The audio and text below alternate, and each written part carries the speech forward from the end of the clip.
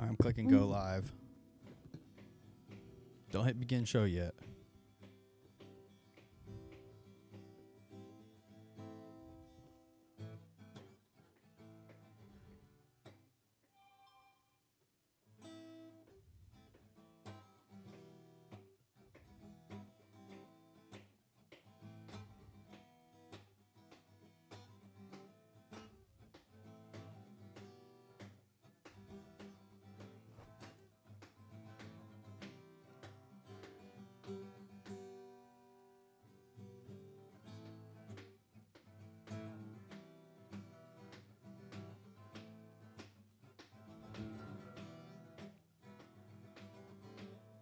All right, round two. Whenever you're ready, bro, you can hit begin show. We'll try it again. We're back in 30 frames. That's what I get. That's what I get. That's what you get. Is it the end of the world? Yes, it is the end of the world. And it's also the beginning of a brand new, solid, That's another good one, Max. shuffle world for us all to enjoy. I'm a little less steamed than last time, but what's up? My name is Kyle, a.k.a. Keezy, if you like. This is my main man. Carver Law. Love it, man. Love it. I could spend the whole show just sitting here letting you do that and just reading, talking to people in the comments, man. I love it. Yo! I feel like you're off, man. You need to get closer. The guitar's fucking you up, man. You need to get... That old Git box is fucking me up. Yeah. See, before the show, I was like, you know what? Let's start the show and we'll try 60 frames per second because that's how we've been broadcasting for months and months. For years and years. Years and years. We've been broadcasting at 60 frames per second. OBS updates. We have shitloads of issues. I try to do 60 frames again today. Issues again. So we're back at 30 frames, but hope that's okay. I know, man. Give that to OBS. Give that to OBS. Bullshit, man. I'm telling you. But we were discussing, we were welcoming you guys to Juggalo Church. Pastors Keezy and Carver here, representing Deck One Delt. How y'all doing? Abso-fucking-lutely, man. You know. Oh, shit. Here we go again. I joined the newsletter for the Satanic Temple the other day. Oh, my goodness. No. I did. Don't just... Because I was looking at how to join. No. Because I was like, why not? Hold on. You say satanic? I know. That's crazy. The Satanic Fucked Temple. up, man. Not the Church of Satan. Not to be confused with the Church of Satan. In Detroit. Not to be... what? In Detroit? The Church of Satan's in Detroit, right? That's the main one? That's the Anton LaVey situation. Okay. Not to be confused. The Satanic Temple is a organization for religious rights, you know? Dude, if I was ever in there, you know what I would do? I'd get out of there as fast as I can. That's how I feel when I'm in a church. Anytime I have to go to like a wedding or something, I'm like, get me out of here. Man, I'm telling you, man. Okay. But you're talking about some Satan shit. Well, it's the Satanic Temple, which they're more of like they're an anti-religion religion. They exist solely to troll Christianity, honestly.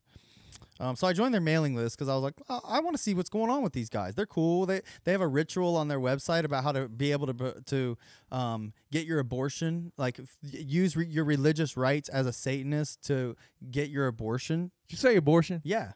Bruh. I know. Bro, you're sacrificing kids to Satan. What are you doing? That's what abortions are? Bruh. Oh, I didn't know You're that. sacrificing kids to Moloch. I didn't know that. I didn't know that's what happens with the fetuses. Man, Moloch's having a heyday nowadays. I'm telling you. I truly didn't know that. You could, crazy. Bro, you could talk me into a pro-life situation if you give me more of those details. I'm very gullible and I'm into it. This is all I'm going to say, okay? This is just a theory, all right? This is just a theory. I'm not pro-life and I'm not pro-abortion. Sure. You know what I mean? I think it's a case-by-case basis. Sure, of course. Okay? What I would like to see is babies born and having a good life, but that can't always happen. Right. Okay? I get it. Yeah.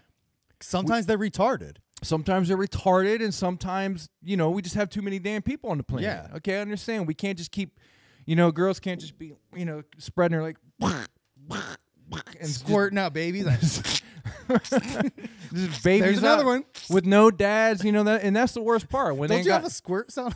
do we? A splurt, a cartoon splurt. I mean, and then we got, you know, I mean, and it's just like there's too many, you know. So where we at, man? I don't fuck. Do we have a That's funny. squirt? There's like it's called. It's that's more of a slurp. Anyway, yeah. like, look, man. This isn't a political podcast. Yeah, this ain't. I was just saying that I joined the Satanic Temple. You did the satanic, but I'm telling you, man, them Satanists, they love sacrifices. All right, I'll Okay? see. I'll find out. They love sacrifices, man. So if they can get, you know, if they can get these women and whatnot, you know, Yeah, I know. another sacrifice, another one. Another one.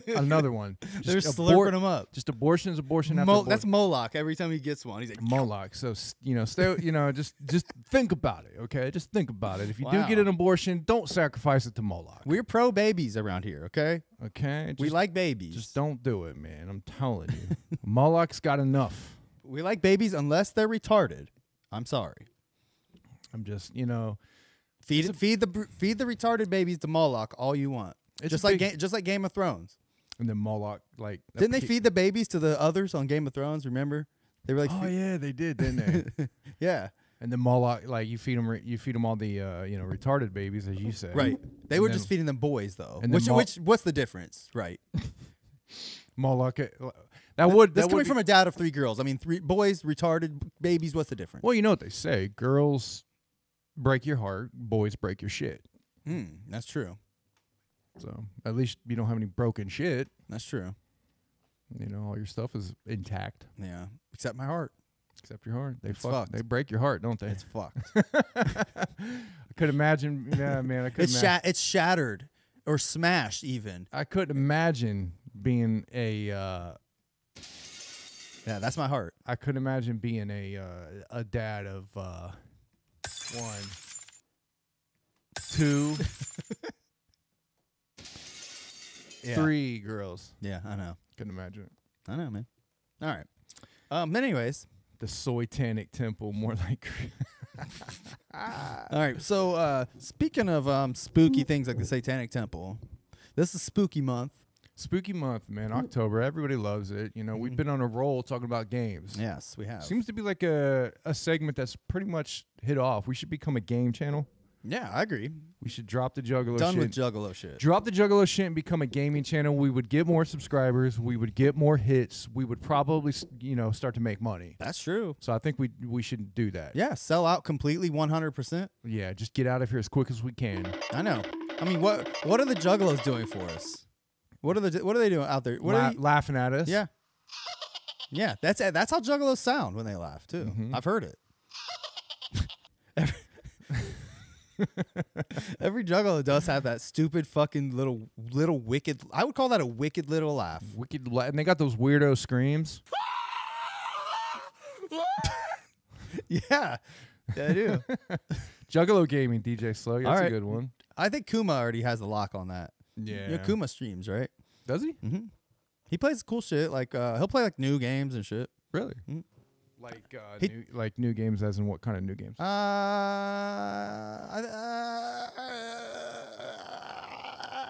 You're fronting. You don't even know, man. I truly don't know. You're fronting. I'm trying to keep. I'm trying to keep it 55th Street, but I can't think of any, man. Sorry. I know he was. keep it 55th He was playing like Mario Maker or some shit. I think That's pretty cool. I wouldn't mind seeing that. Keegan plays that all the time. Yeah. Anyways, I know Keegan loves Mario. I don't watch anyone play video games because I think that shit's fucking boring and lame. Yeah, I start to watch him and then I just turn it off. I'd like watch you play video games because I want to hear you talk about them, but I don't want to. Yeah. I don't want to like get to know a dude. You know, like streaming. You know what I'm saying? Like I don't want to get to know him. It's like I don't want to know anybody. Man. Yeah, like I don't want to have to like learn your personality. I just want. I don't want to learn your I just personality. I would rather if I was gonna watch someone streaming, I would just watch one of those like no commentary ones. Know what I'm saying? Exactly, Shags. Yeah. I do know what you're saying. No, I mean I get it, man. Mega Man, Mega Man from '93 is all I give a shit about. Mega Man 4 from '93. We can always bring it back to ICP, man. Yes, sir. But speaking of that, we are going to create an ICP, a Dark Carnival psychopathic themed. Well, it's going to be an ICP game, but it's going to be more along the lines of a Dark Carnival surrounding Detroit, and the open world will be Detroit and the surrounding area. So you'll be going into some of the. It'll be Southwest Delray. Well, you'll be going into some of the forest. You'll go to Picker Forest. Okay. You'll go to you can go to the island and shit right there. You can go to Zug Island and stuff. You can go to all the classic spots. We'll create a map that has all the classic spots. Will you be able to go to like 25 Mile where Twiztid's from? Mm-hmm. There'll be side. That was a diss. There'll be side missions there. That was sure. that was my attempt at a Detroit specific diss. I know. You're scared. That's so stupid. All right, yes, but yeah, all that. No, but I really Zug Island's gonna be in there. No, I really want. I've already drawn up version 1. I've drawn up a mock-up of the map of the game. It's pretty cool, dude. Max Rebo, who is in the chat and listens, he's the one that makes these. He makes all these fucking little Juggalo mods of games and shit. Like he has like really? He has like a Juggalo version of like Mario and shit. I think. Oh shit! I've seen. He's really good at it. And he also posted unrelated, but he reminded me last week of it in the Discord that Kuma made a 8-bit version of Nedden game. Did he? Yeah, and it's so dope. It sounds great. Man. So like that kind of shit. Like, See, it's happening. I know that's like old. That's a little older than what we're talking about. Yeah, this shit's starting to happen though, man. But yeah, there's juggalos out there that are into this kind of stuff. This shit is starting to happen. Like, so what I would like to see is at least a PS2 era looking game. Yeah, like San Andreas. Hell yeah. That's all I need is the look of San Andreas. You could even go, Warriors or something like that. Mid 2000s, early 2000s Rockstar. We can go with those types of graphics. Open world hub, but what happens is the storyline is you go through eras. You go through certain eras. It's going to be each era of the carnival of the clowns. Oh, you should start as like wrestlers then. Yeah, we could start as wrestlers. We could start. I mean, I want an in-depth story. Yeah. Like a fucking super in-depth story, and it can be glamorized. We can take liberties, and it doesn't have to be the exact ICP's life, but it can be like a comic, cartoony game version of it. Yeah. So look, if you're a Juggalo nerd programmer guy out there, we'll write the story and like help you bring it to life. But you have to we just need somebody to do the programming. You need to do the smart shit. I'm an idiot. I can't do that smart shit. Yeah, we'll feed you all the information. Like we can even help. I'll learn fucking Blender and help make the renderers. I'll do concept art out the ass. I'll give you concept art. This dude will make character sheets like you wouldn't believe. I'll do character sheets. I'll do maps. I'll do all kinds of shit. I can do I can do perspective and 3-dimensional drawing and shit in Photoshop, but I just can't program the stuff into a game. But anyway. What I want it to be is an outlandish version of their lives. Yeah. Right? Right, of course. It is the exaggerated version that they portray in their music. It's going to be an exaggerated. Military Street is like crazy as they describe. And one of the scenes will be the dream of the carnival coming. That'll be a section of the missions is the dream of the carnival coming. To Jay and surrounding the area that they live in and stuff. And what will happen is you'll go into the different dimensions. Yes. You'll go into the hub will be Detroit and the surrounding area, but there will be sections where there'll be like portals like Oblivion Gates. Yeah, there will be a portal to the carnival. That'll be where when you enter the carnival area, which will be surrounding the city, like how they talk about the carnival's coming to your town. Yes. It'll be on the outskirts surrounding the city, and through the game it's getting closer and closer and taking over the city. It's like on WandaVision how she has like the whole town in like a bubble. Yeah, something like that. And then you'll go you'll have to go missions. You'll have to go into different Joker cards missions. You know what I mean? So like the carnival, like the beginning of the carnival will be the Carnival Carnage. You'll do missions like that. Yeah. We'll take song ideas and do shit like that, and then so on and so on. See, look, dude, look. DJ Slug, he's volunteered to help make the music. No joke. We Yeah, got we got man. Carlos Cardenas saying we should turn the Discord into the dev team. See, that's what Yes, man. that's what I envisioned, like using the Discord for this kind of shit. You know, we've We need- talked about like big picture juggalo mind melding sessions. Like we've talked about this kind of shit before, and I think like we really can like bring some of these there's so many creative juggalos. You see that at the gathering, like so many Yeah. artistic ideas and shit. Like we can really bring something like this to life, like somehow. Juggalos have done everything except get into on like a bigger scale game programming and like movie. Like ICP themselves obviously have made movies. Sure. But, you know, But there's no like juggalo, like there's no. I get it. There's not a juggalo niche in those genres. You Yeah. know. like, because I'm even thinking like cutscenes. You know what I mean? We need to get mocap actors to do these cutscenes. It can be PS2 graphics. Sure. Cutscenes. I feel like you'd be able to do most of that with just like fucking Blender these days. Yeah. But nevertheless, man, like there's definitely some. I'm sure there's some smart savant juggalos out there that There's gotta could be, hear this man. and be like, I can help make that. Justin bring Manning it said to he'll life. do the accounting. Yeah, man. I mean, See, man, there we go. I mean, if I could use, but I can't use any of my professional expertise. All I know is I know Photoshop, and I can tinker my way through any app you put in front of me for the most part. But so I think what the best way to get this ball rolling is we got to get it like a ragtag dev team to start it. all right, join the Discord. Seriously, linktree.com Yeah. /deck1delt. We got the link on there. Join the Discord. I'll make a channel for it, and if you guys want to talk, we'll talk amongst ourselves. We'll fucking organize it somehow. Make something like that. Yeah, we'll get the ragtag dev team going, and it'll be a revolving door of Of course. developers. You know, because some of them are going to leave, And of course. but you know, it'll always be a revolving door of people coming in and adding and things like that. Yeah. So, and this, you know, this could take, you know, years essentially. So it's just going to be adding a little by little until there's a foundation that somebody can look at this and go, man, we can really build on this. Yeah, because I mean, I'm not familiar with what. I mean, I know like Unreal Engine and shit like that is like very in depth and shit. Like I wouldn't even bother ever opening it because I know I wouldn't.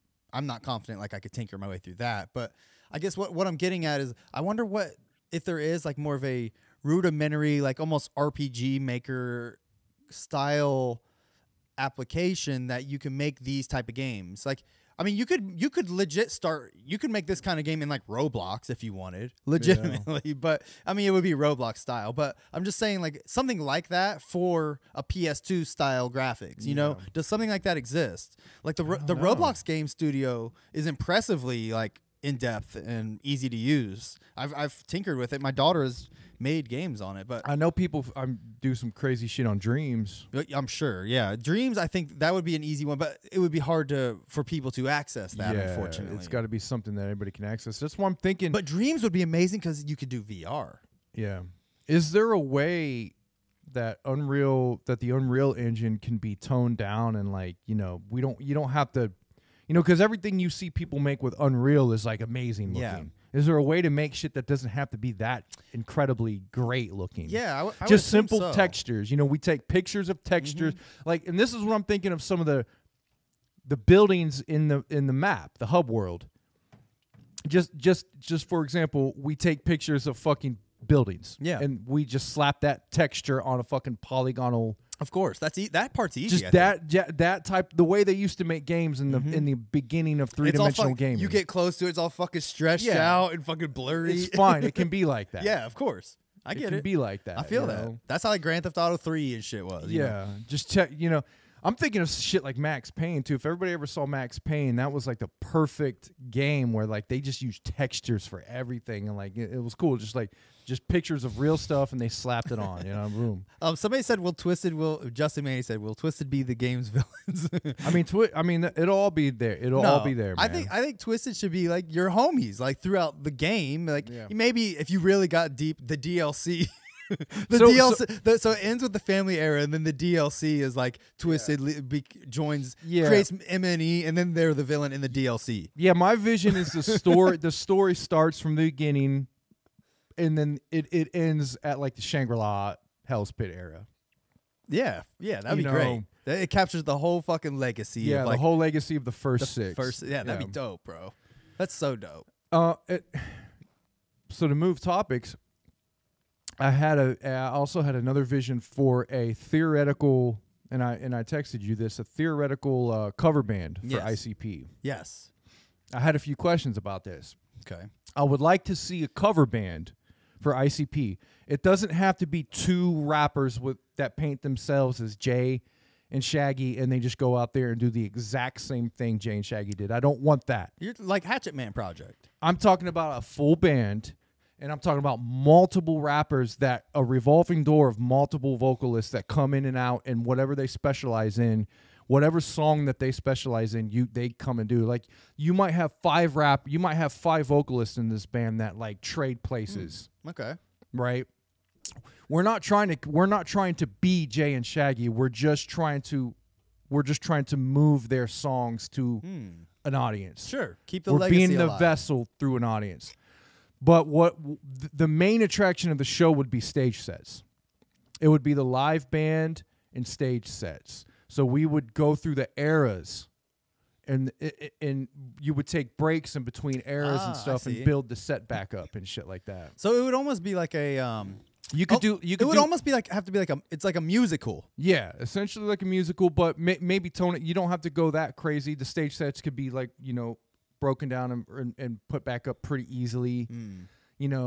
Just something you could go to like your local music hall and see. I get it. Like a cover band, and they could break down sets, build it back up and shit, and you could do little interludes while they're breaking down stuff. And I'm thinking live band, so that would probably be no Fagel. But I'm thinking if we have a cover band of doing and I'm talking family era shit. Mm-hmm. That's it. I'm family era stuff. You know what I mean? Yeah. And so I'm thinking, we have people that are doing Twiztid's parts, where some Twiztid songs, some Twiztid stuff mixed with the ICP shit, that whole family era stuff, Okay. Blaze.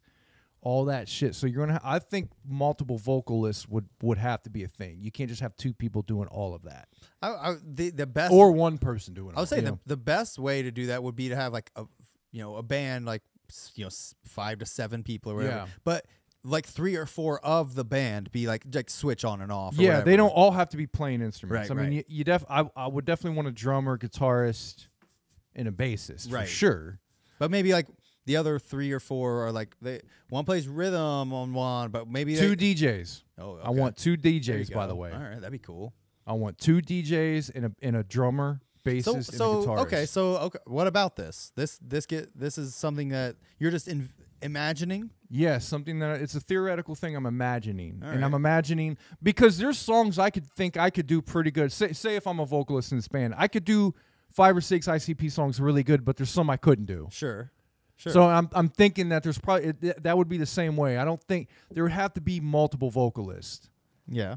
that you could interchange out, and you don't have to take front stage. So you're seeing something like this maybe in the future, like Yeah. like that helps carry on ICP's legacy, Yeah. similar to like one of these like Led Zeppelin cover bands, or Led Zeppelin, the Pink ones. Floyd, all I this see. shit. That's And pretty none of cool. these bands try to be the band. Yeah. They just do there's just parts they do what they're good at. I see. Yeah, and that's they're cool. they're able to bring it together. So I'm thinking when we're all 50s, 60s, we're not gonna be wanting to go to. I mean, that's going to be the main crowd probably for a lot of it.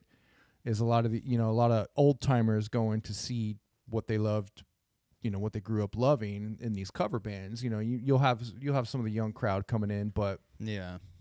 we're not gonna be going and throwing Faygo anymore. Yeah. So this is going to be like, this is going to be for people who are in their 50s, 60s wanting to go see ICP.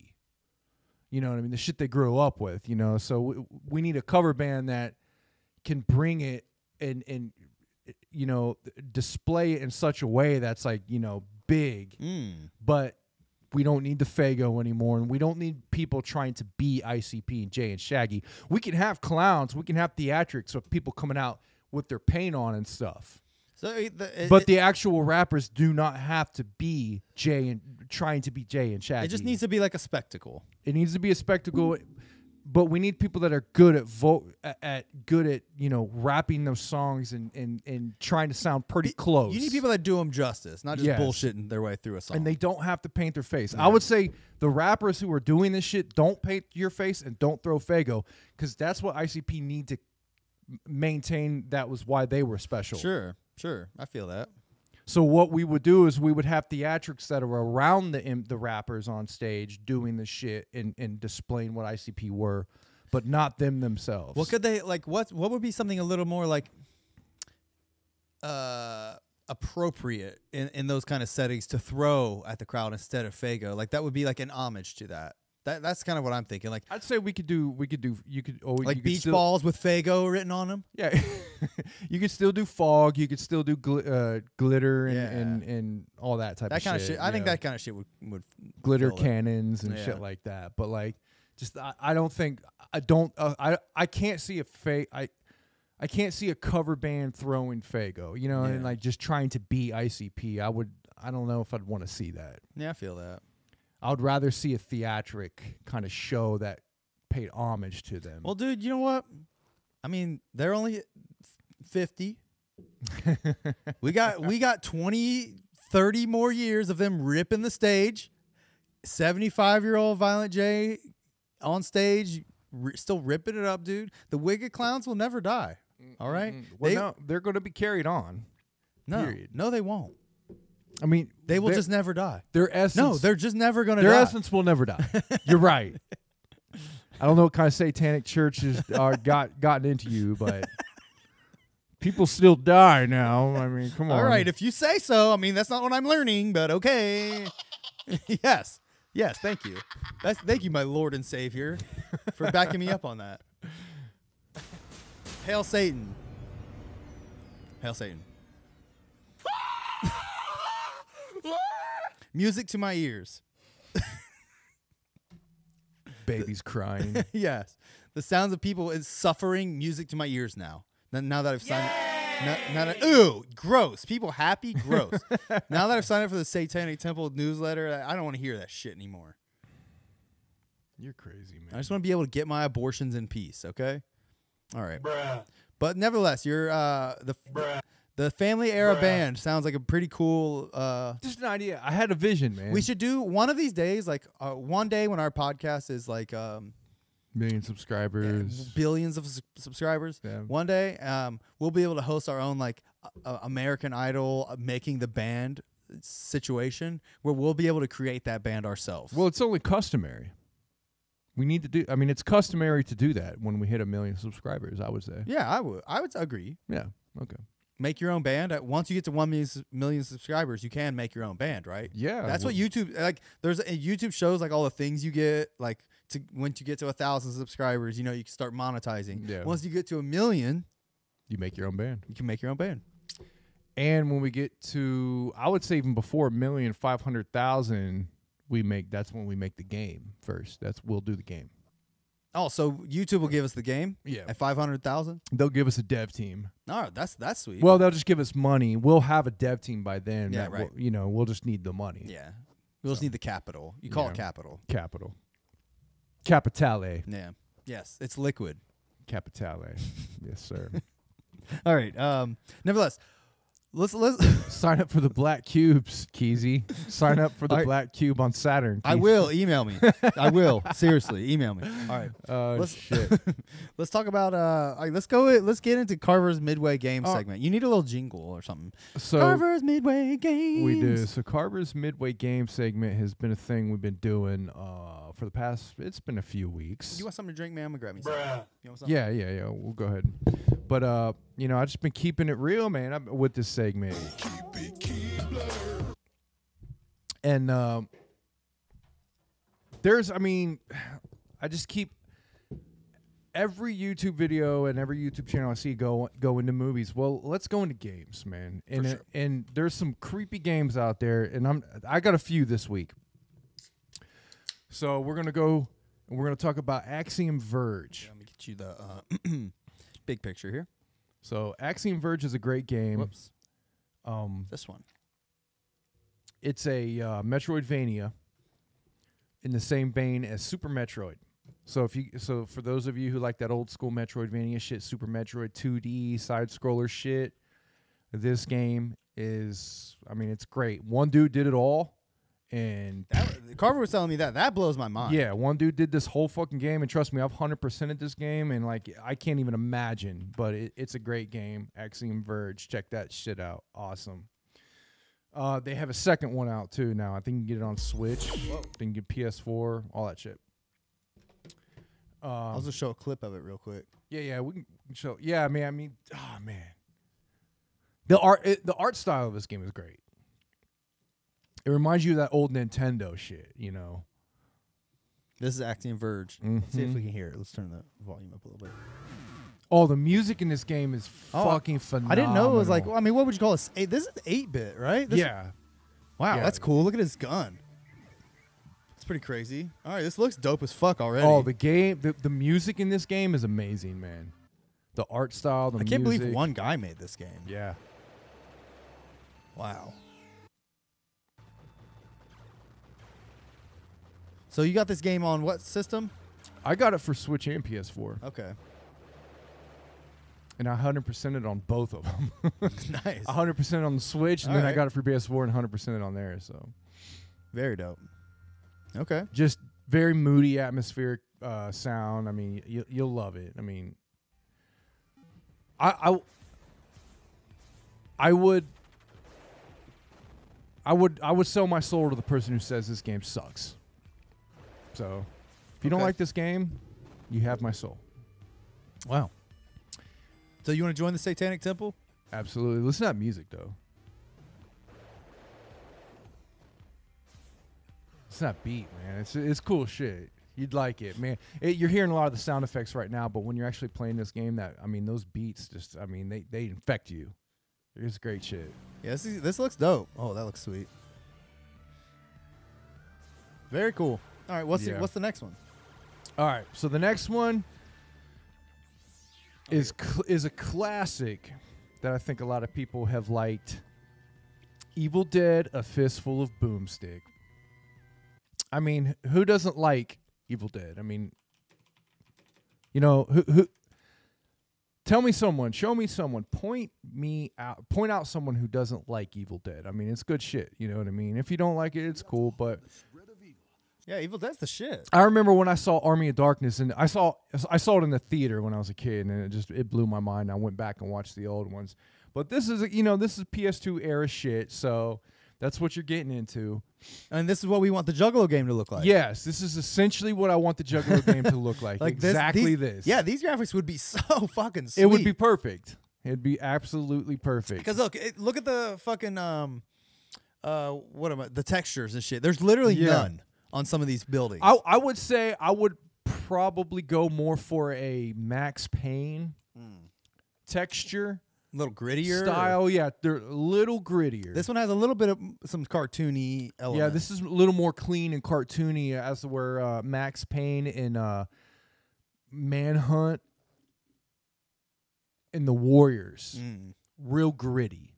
And now that's what I'm. But it's pretty much this is. I mean, I would settle with this for sure. This looks very dope. I never did play this game. When this game came out, this is one of those PS2 games that got released. I remember at only $20. Yeah. Like for whatever reason, I think it was maybe like a short game, or I don't know what the deal was, but this game it surprised me that it was only that much. But I never did even fucking try it. I'm such a buster.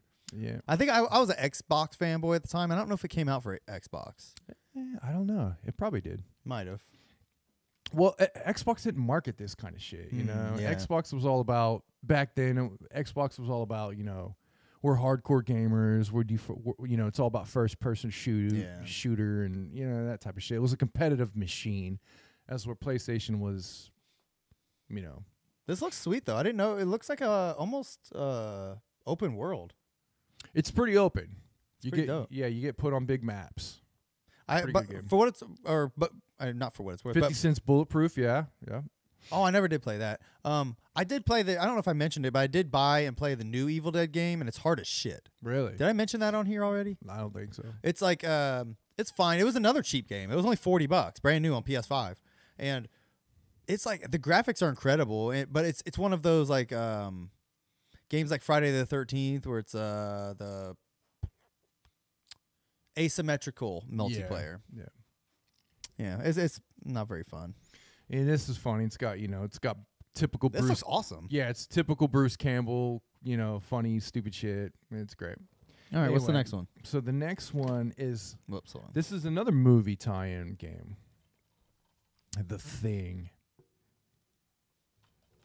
The fucking Thing. Great game. It is a sequel to the actual movie. So Wow, that's cool. any of you movie buffs out there, John Carpenter's The Thing is one of the all-time classics. It's one of the greatest horror movies ever made. Wait, was John Carpenter involved with making the game then?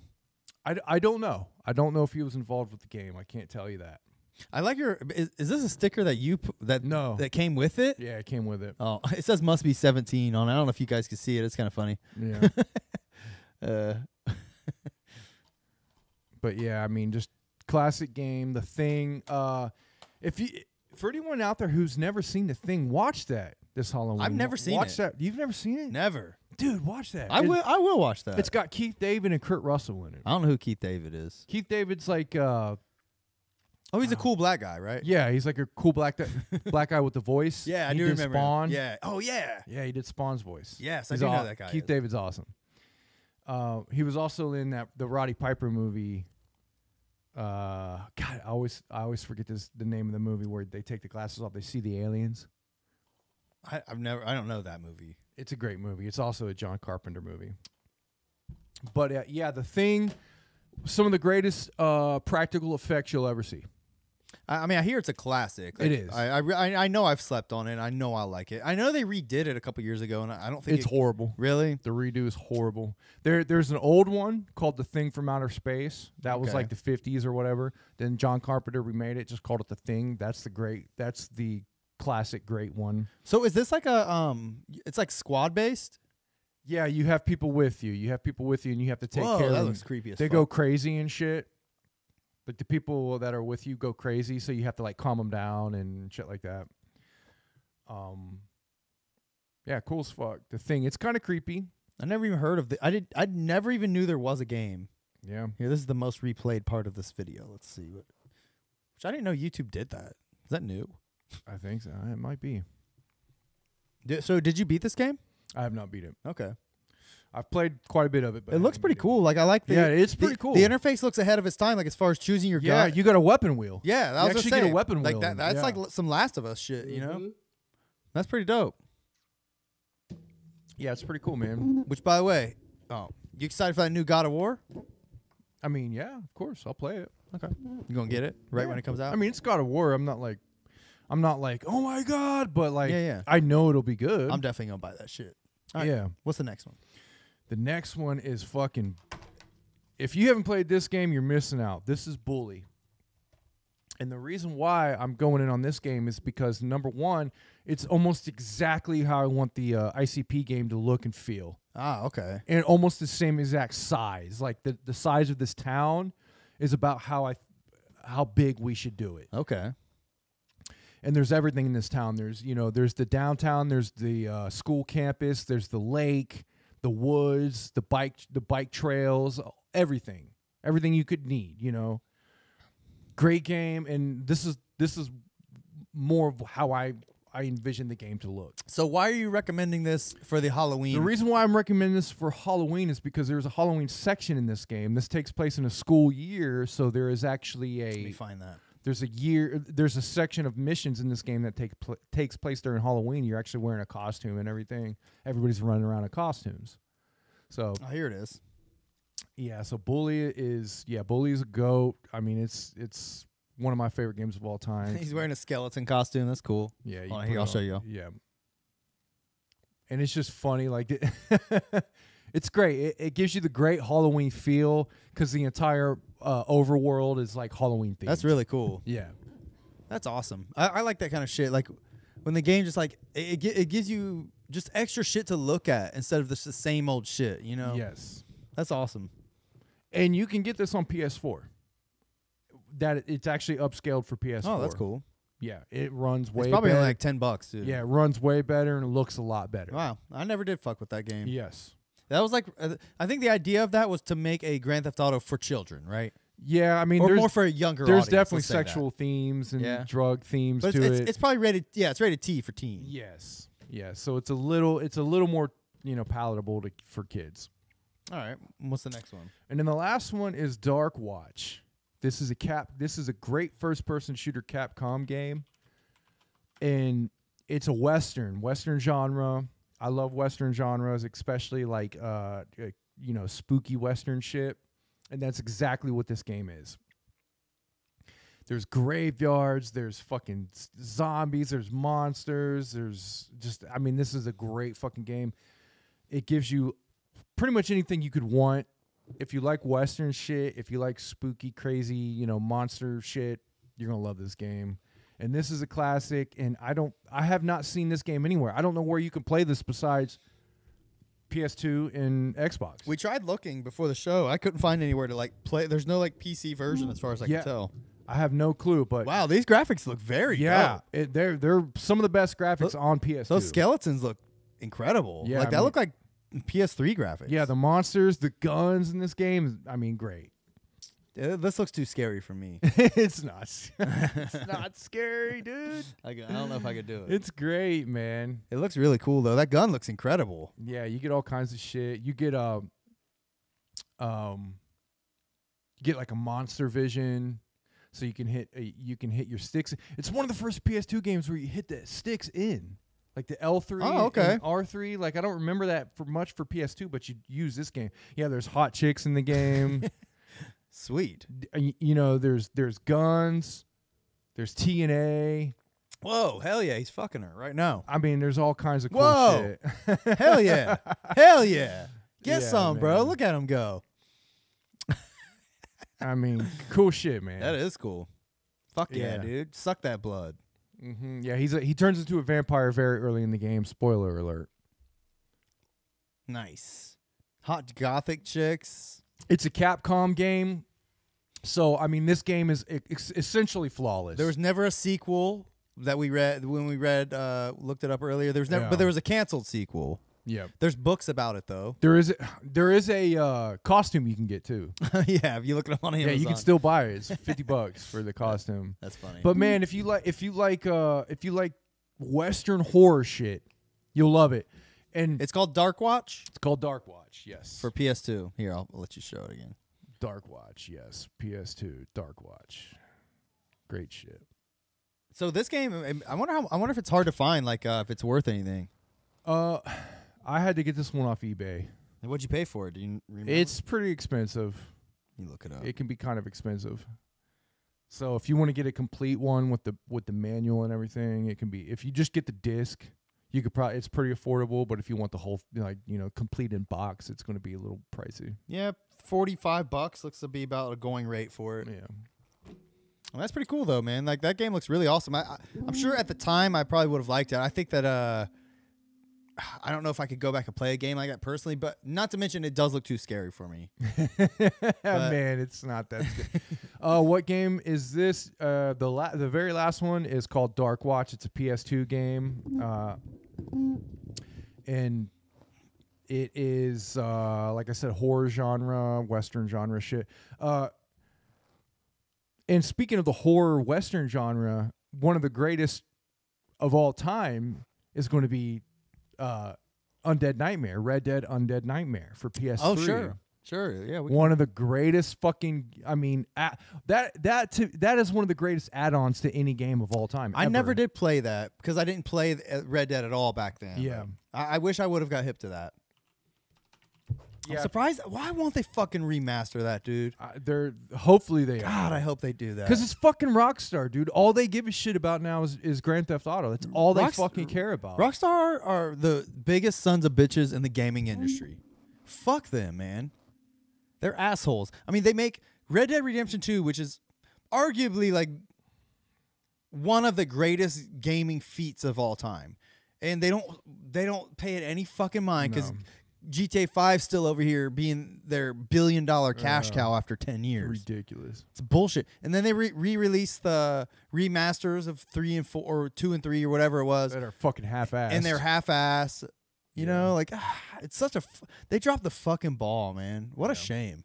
But yeah, Red Dead Undead Nightmare is also a classic. But that that's a more newer game. I'm trying to do a little, either older games or obscure. Is kind of what I'm going for. But I will mention that they dropped Silent Hill 2's getting a remake, which is amazing. Oh yeah, that's cool.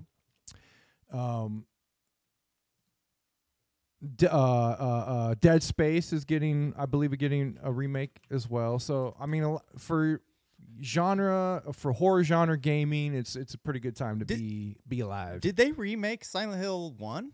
No. Why didn't they? So they just went straight to Silent Hill 2? What's Yeah, the they deal did with it- that? Do you know anything about it? Because I think Silent Hill 2 is more. It's more classic. That was like the Yeah. game they wanted to make or something. Yeah, it's Silent Hill 2. I'm not familiar with like the Silent Hill 2 is history. almost a remake of the first one. Oh, okay. Yeah. Okay, I didn't know that. And it is, I will say Silent Hill 2 is probably one of the greatest and scariest games ever made. I definitely wouldn't play that. Yeah. It's because it's not like just jump scare. This is psychological horror. Yeah. This is psychological horror, body horror. It's like it's disturbing horror. Okay. Like Japanese disturbing horror. Yeah, I mean, I watched. Did you ever watch the Silent Hill movie?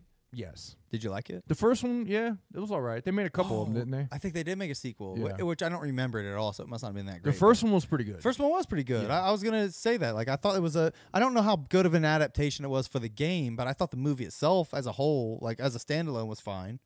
Damn, this looks pretty. See, I haven't even seen the trailer yet. This Yeah. looks really fucking good. This dude. looks amazing. Silent Hill is based out of Pennsylvania. I'm not sure. I don't remember that.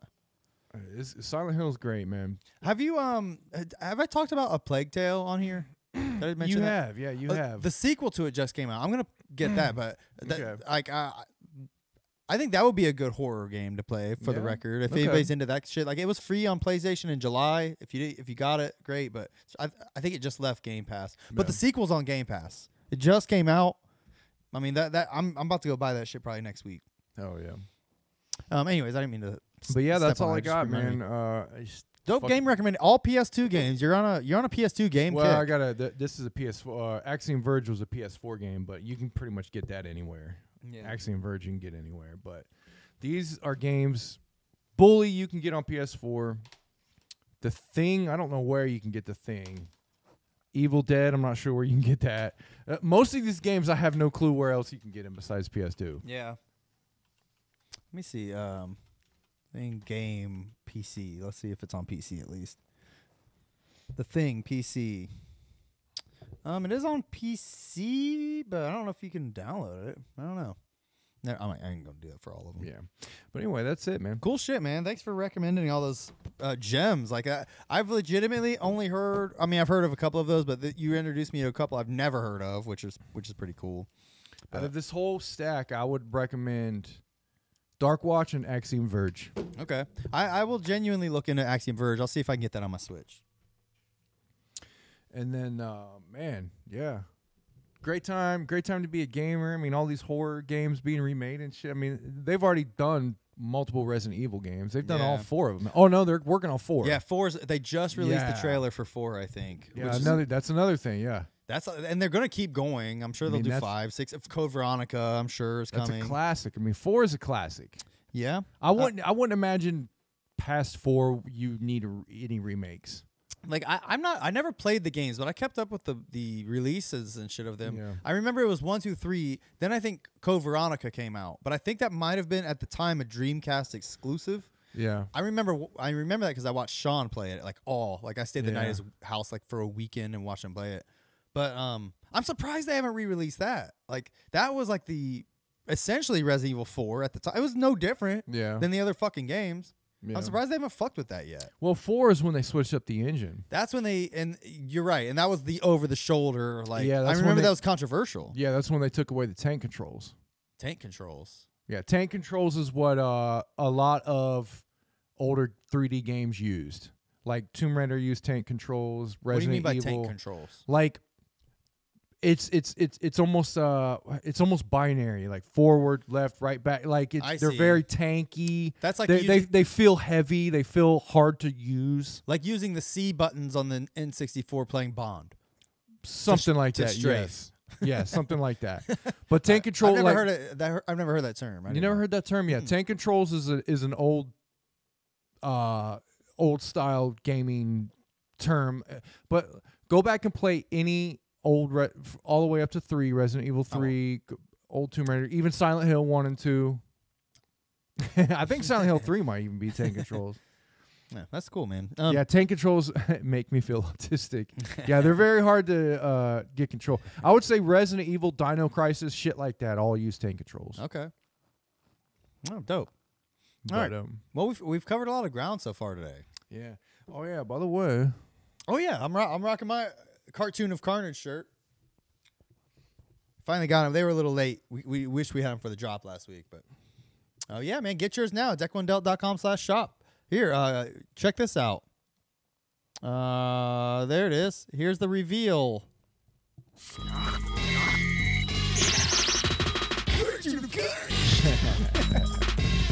Parasite Eve, yes, is the great one. Cartoon of Carnage. Cartoon of Carnage. All right, get yours now. deck1delt.com/shop. Little Ninja don't play video games. That's good. No, little ninja, no. You're a child. You should be playing video games daily, all the time, every chance you get. Play Roblox, play Minecraft, And play Mario. and play Mario.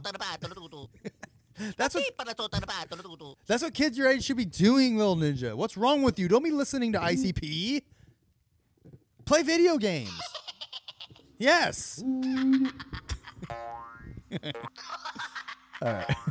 Oh, I did want to mention this real quick. Hold on, I think I made a note about it. I just don't want to get any facts wrong here. When I was listening to The Bonfire the other day. Remember I made a call for Juggalos and to join up with the Legion of Skanks? Juggalos are the Legion of Skanks. Okay? The Legion of Skanks is a podcast I listen to, composed of 3 comedians: Big J. Okerson, Louis J. Gomez, and Dave Smith. Very funny guys. Funny podcast. They're supposed to be the most offensive podcast on earth. Self-proclaimed. Okay, Big J, I think, is literally the funniest person on earth. I can't think of anybody funnier. Just for some Deck One Delt context. But I put a call out the other day, or a couple weeks ago, for Juggalos to get hip to the Legion of Skanks. The Legion of Skanks fans and Juggalos mesh. We are one. We should be more involved. All right. But this has been further proven and brought about in my mind because Big J. Okerson mentions the Juggalos a lot. Quite a bit. Does he really? I would say a couple times a week. Like when I listen to he does a daily or 4 times a week radio show on Sirius XM called The Bonfire with another comedian named Dan Soder. I listen to that because I love Big J. Okerson. He's my guy, right? But he mentions the Juggalos a lot. He says he's played the Gathering of the Juggalos before. Really? Yeah, and I didn't know that, and that's fucking awesome. Like he's definitely cool with Juggalos. Like he's good with them. I don't think he's into Juggalo shit at all. He's not a Juggalo at all, but he does mention ICP a lot. Like I think he has respect and likes them to an extent. Like he literally has like Marilyn Manson lyrics tattooed on his arm. He goes to like Korn concerts and shit. Like he's that kind of like guy, Anyways, my whole point is they had Steve-O on the Bonfire last week. And I know Steve-O's pretty cool with him now. Steve-O's very cool with the Juggalos. He brought up the Gathering of the Juggalos on the Bonfire. Yeah, because he went there the year me and my brother went, 2021. He talks about how he hosted the main stage. He was talking about all this, and he brought it up like for no reason. I bring this up mainly because, one, it was just a funny coincidence that literally it was like the week after I think I was talking about Legion of Skanks and Big J. Okerson. But the Legion of Skanks, they have their own comedy festival called Skank Fest, which it's it's gotten quite big. Like they've been doing it for like 4 years now. It's all they bring comedians in to wherever they are and do like a gathering of the Juggalos for comedy. I think Gathering of the Juggalos would be a good spot for them to mesh with. I agree. Anyways, to get their comedy across without getting canceled. I agree. You know? The Juggalos should be their audience. Yeah. Nevertheless, We talked about we've talked. we did talk about that. But Steve-O even said like he's like, hey, so what's Skankfest? It's pretty much like gathering of the Juggalos for your fans or whatever. And like they're like, yeah, it is like essentially, yeah. So it was really funny that he was even making the fucking comparison that Skankfest is like a gathering of the Juggalos for comedy, is what he said. Yeah, and I agree. Dude, I guarantee I'm putting the word out there because I agree, and I think Juggalos should get more involved with that world. You will. It'll be a welcoming situation similar to the Juggalos. I want to be someone who shares that because I feel like it's like a match made in heaven that isn't happening. I'm not trying to say like every Juggalo go listen to him. I don't care, but I feel like we are one and the same, and so we should click together like that. I agree, man. I believe that the Gathering of the Juggalos will influence people here in the future. Oh yeah. I So agree. there's going to be like what you're saying. There's going to be more and more fan bases or more and more content creators that go, man, I need to start a thing like the Gathering, and they're going to compare it to the Gathering of the Juggalos. And the Skankfest is that. It started small and literally in like a bar. Like a few years ago, they started doing it like in a bar, bringing in some comedians. Then they moved to a bigger venue. This year, they're doing it in Vegas in like a fancy like hotel with like 5 stages and shit with comedy all weekend long. Yeah. You know, and they stream it all. By the way, this is one thing the Gathering of Juggalos is fucking up, and they could make a lot of goddamn money on it. Is they don't stream any of the shit. Yeah, it's like they rely on the Juggalos to do like all the different. I guess so, but how many Juggalos would pay? Like $39.99 for a weekend access to all the streams of all the shows? I would if I wasn't going to the Gathering. Like, but Skankfest does that. They're not fucking up. They're doing that. It's almost like I'm afraid that they're probably like, why would we do this when so many Juggalos record it and stream it? Money? They do they do everything for money. I mean, they did Patreon. What do you think that's for? Fucking money. I know, but like they're comparing with they're competing with people that are doing it for free. Right, I guess so. I guess they would have the ability to record it in like a professional manner, and I personally would pay for that. Like I would like to have just for my own like records. Like I want to download that shit and just have it to rewatch, I want the official like 4K fucking. Yeah, they should definitely start releasing DVD shows or Blu-ray shows of their Gathering. Absolutely shows. They're leaving money on the table. Yeah, honestly, Jump said he hit me up. I'll help out however I can with that. I'm not a pro with that, but let's do it. Justin Mann, he said Louis J is the best one. I agree. I actually saw Louis J Gomez. Me and Tara went and saw. He was here like a few weeks ago, late August, I think. He performing. Do you know where Mikey's Late Night Slice is? Have you been there? It's right next to familiar. right next to 16-bit. If you've been there. Yeah. Anyways, It was literally in the attic of Mikey's Late Night Slice. He performed. I think I know exactly what you're talking about. That venue sucked. I'll never go there again. Louis, I literally put up with it was hot as fuck. Literally an attic in August. Hot as fuck in there. Man, it sucked with a bunch of sweaty juggalos, essentially. But it was great. I mean, Louis was hilarious. I highly recommend people check him out. Anyways, I didn't mean to rant about that, but I thought the coincidence was enough to mention, man. Like I feel like me putting it into the universe will help it transform because Steve-O's putting it into the universe. Big J's putting it into the universe. Juggalos should be putting it into the universe, and that's what I'm trying to do. If they upscaled and released an ICP show from like 93, 98, I'd buy them all too. Oh, if they made like a professional yeah, they are fucking up. If they made access to or made some kind of Blu-ray of that or some shit, like here's a bunch of remastered shows from each of our eras, like I'd be all over that. Dude. I mean, you got some I mean, you got some pretty decent footage of like some of their old shows on YouTube. I know. That'd be a good thing to go binge. Those people really holding on to those shows for years and then releasing them like the past few years. It's crazy. God bless you guys for doing that, by the way. We appreciate that. Those are the type of people I want to talk to. Like, how long have you had these, and what the fuck? Like, how long have you had this footage? By the way, if you have footage of ICP shows or whatever, and you don't know how to get it on the internet, like, Google like sending tapes for digitization or something. Like, I was just looking into that fairly recently to do it with some old tapes I have, and like, it's not that expensive. You could do like 10 tapes. It's like $100 or whatever. But I mean, highly recommend you guys do that, because share that shit. Like, that's history. Put it on archive.org and leave it on the internet forever, man. Like, what really pisses me off is I had a bunch of footage from the old gatherings we went to. Yeah. I have especially from 03, 04, 05. I have a tape over here that's from 02. It's a high 8 tape, and I have no way to play it. That's one of the tapes I was going to send off, but I'm scared of what the fuck's even on that. Yeah. I know. How many underage titties are probably on that? You want to review it first. I know. I had a camera bag full of fucking high 8 tapes. Yeah. That I remember I would take a camera too. I took a camera. I remember 04, I think, or 05. I took a puppet and shit, and I had a bunch of shit. I had a bunch of footage from ICP and everything. Yeah. All that shit got stolen. Man, you don't have Jerry the Shitworm anymore? No, got stolen. Crumbum got stolen All too? that shit got stolen. Somebody stole him? Yeah. Wow, I didn't know that. Someone stole just my bag with my camera and tapes in it. Wow, I didn't know that. That sucks. Like, your puppets were in there.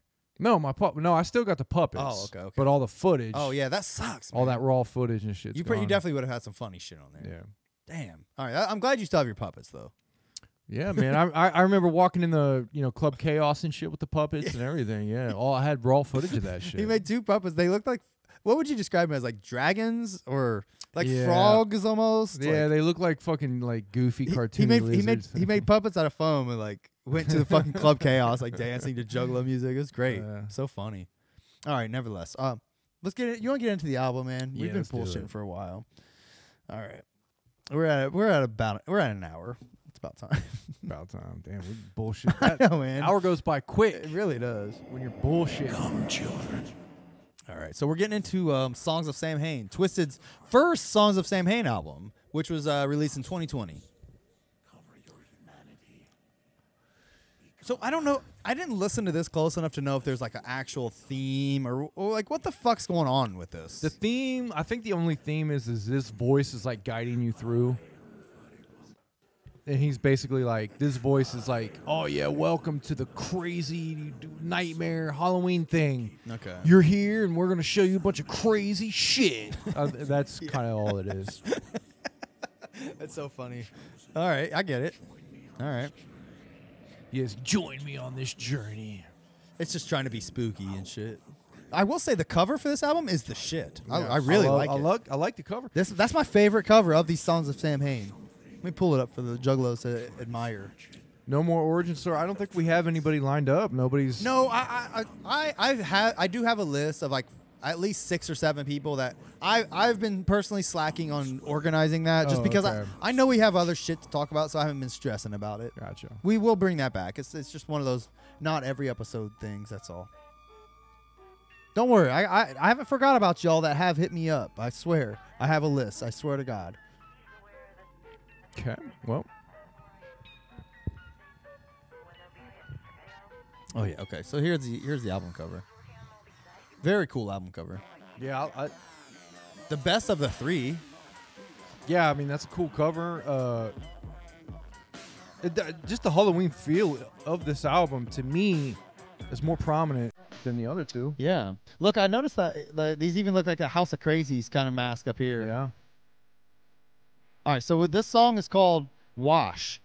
This song being called Wash, it makes me like not pay attention to it. But the song itself sounds very dope. I think the beat is the shit. Let me pull this up, see who made this beat.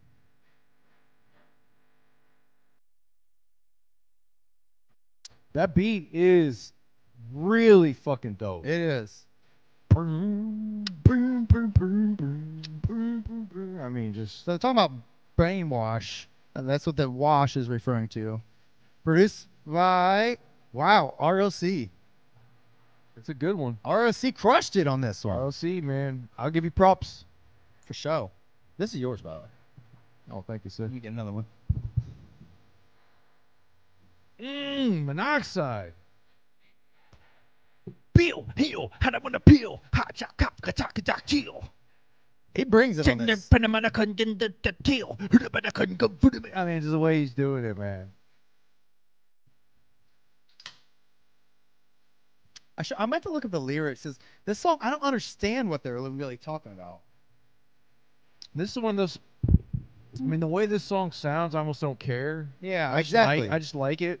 I like the song just based on how it sounds alone, but I do wish to appreciate it for the lyrics as well. There are some songs where I don't know what the hell they're talking about that I'm like, ah, man, I wish they had a. Okay, I will say ROC sounds like he's rapping with a pelican neck. Like What do the you pelican mean? neck is like. Daddy long,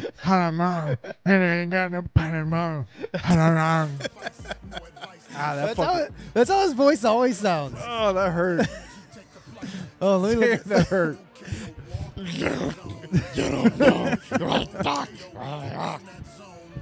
Here, let me rap RC's first. Dude, I'm worried about him. Is he okay? Dine, kill the mind. Syphilis, pin your eye. Oh, God. That's hurting to watch. Oh. I literally have like a crick in my neck, and that literally just exacerbated that. Oh yeah, I just made my neck.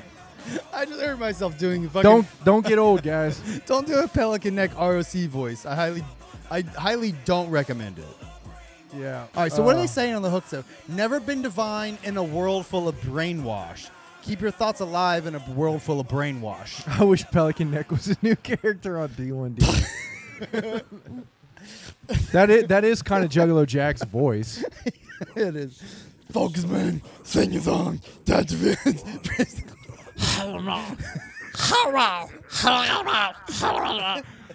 It sounds like Inge. Meat Wad. That's Yeah. where Inge came from. Hi, I'm Mirad. Oh, shit. All right, so the next song is called 9 Pound Hammer. This song is fucking great. It may very well be the dopest song on the album. This is one of like the dopest M&E songs I've heard. Yeah, it's Like out of the whole label. it is really dope. I really do like this fucking song, man. Who produced this? Let's see. 9 Pound Hammer, produced by Seven. Yeah. Seven doesn't fuck up, man. No, it's good, dude. God, he's incredible. That Pelican Neck guy is Randy's dad. Randy's dad. I'm glad we have Randy. Who's Randy? I forgot. You already forgot Randy? Wait, he's that's No, he's the judge. Oh yeah, I remember Randy. He went to the fucking festival. The Pink Sock Pink Festival. Sock Festival. I forgot about Randy. Oh, here's Jamie. How could you forget Randy, man? That's Deck One Delt lore. I can't believe I did. We need to make a wiki. Yeah. I will say Jamie's verse on here, he fucking brings it. I love his voice on this. Yeah, He just don't give a fuck. This I like how he ends his verse right here. The personality.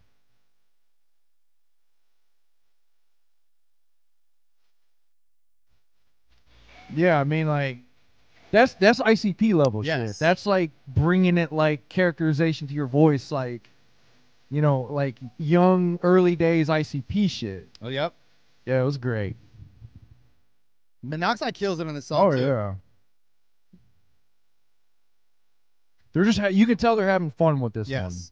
Yeah. They're not trying to be too serious, and They're just spitting wicked bars. That's I all would it rather is. have a fun Halloween album than like trying to be too wicked and too serious. Sure, I feel that. But you could argue this is them being serious, I guess. I don't know. I think this is them having fun. Okay.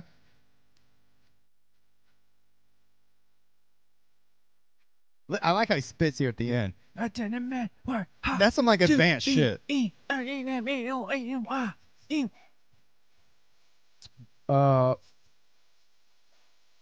There was a quote that David Gilmour from Pink Floyd said. Music, and I think this involves lyrics as well, in writing, is the space in between the notes and in between the words. Okay. That's where the music and that's where the feeling you get comes from those spaces in between everything. You know, if you just sit there and go, I don't be giving about it. I mean, you're not going to give a fuck after a minute. Like, literally 30 seconds, you're going to be like, this is stupid. It sounds cool, but that's it for a second. You're right. You have to be doing something interesting.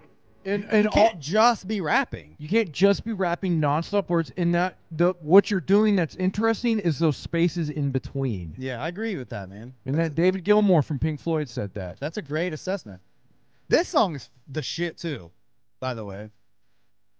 Yeah, this is a great song. I like this song. I like this album. I'll just say it right now. You guys were right, and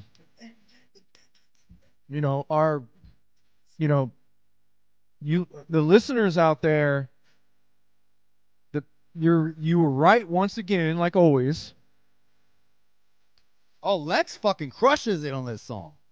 But yeah, you guys were right in saying that this was the best one. I mean, yeah, this really is. I like this one the best. I'm glad we saved this one for last. Because it would have been disappointing. Building up to this was like, yes. Yeah. This is the shit. Don't get me wrong. Like, I think 2 is probably the weakest. 3's got some. 3's pretty good. Yeah. 3's got some bangers, but it's got some definite skippers. Yeah. Like, damn near every song on this is pretty dope. Yeah. Honestly. There's a couple that I'm like, I could take or leave, but of the 9 songs on here, an intro and an interlude included, like this, pound for pound, this is the best one of the 3, without a doubt. Like you said earlier, the bangers on this stand out more than any other. Yeah. I think you could make one extremely dope Halloween album of the 3. Yeah. Like all Halloween themed too. Yeah. But just this one itself has more of a Halloween feel. You know, it gets me into the spirit. I feel I feel a spirit in this one that I don't in the other 2. I feel that.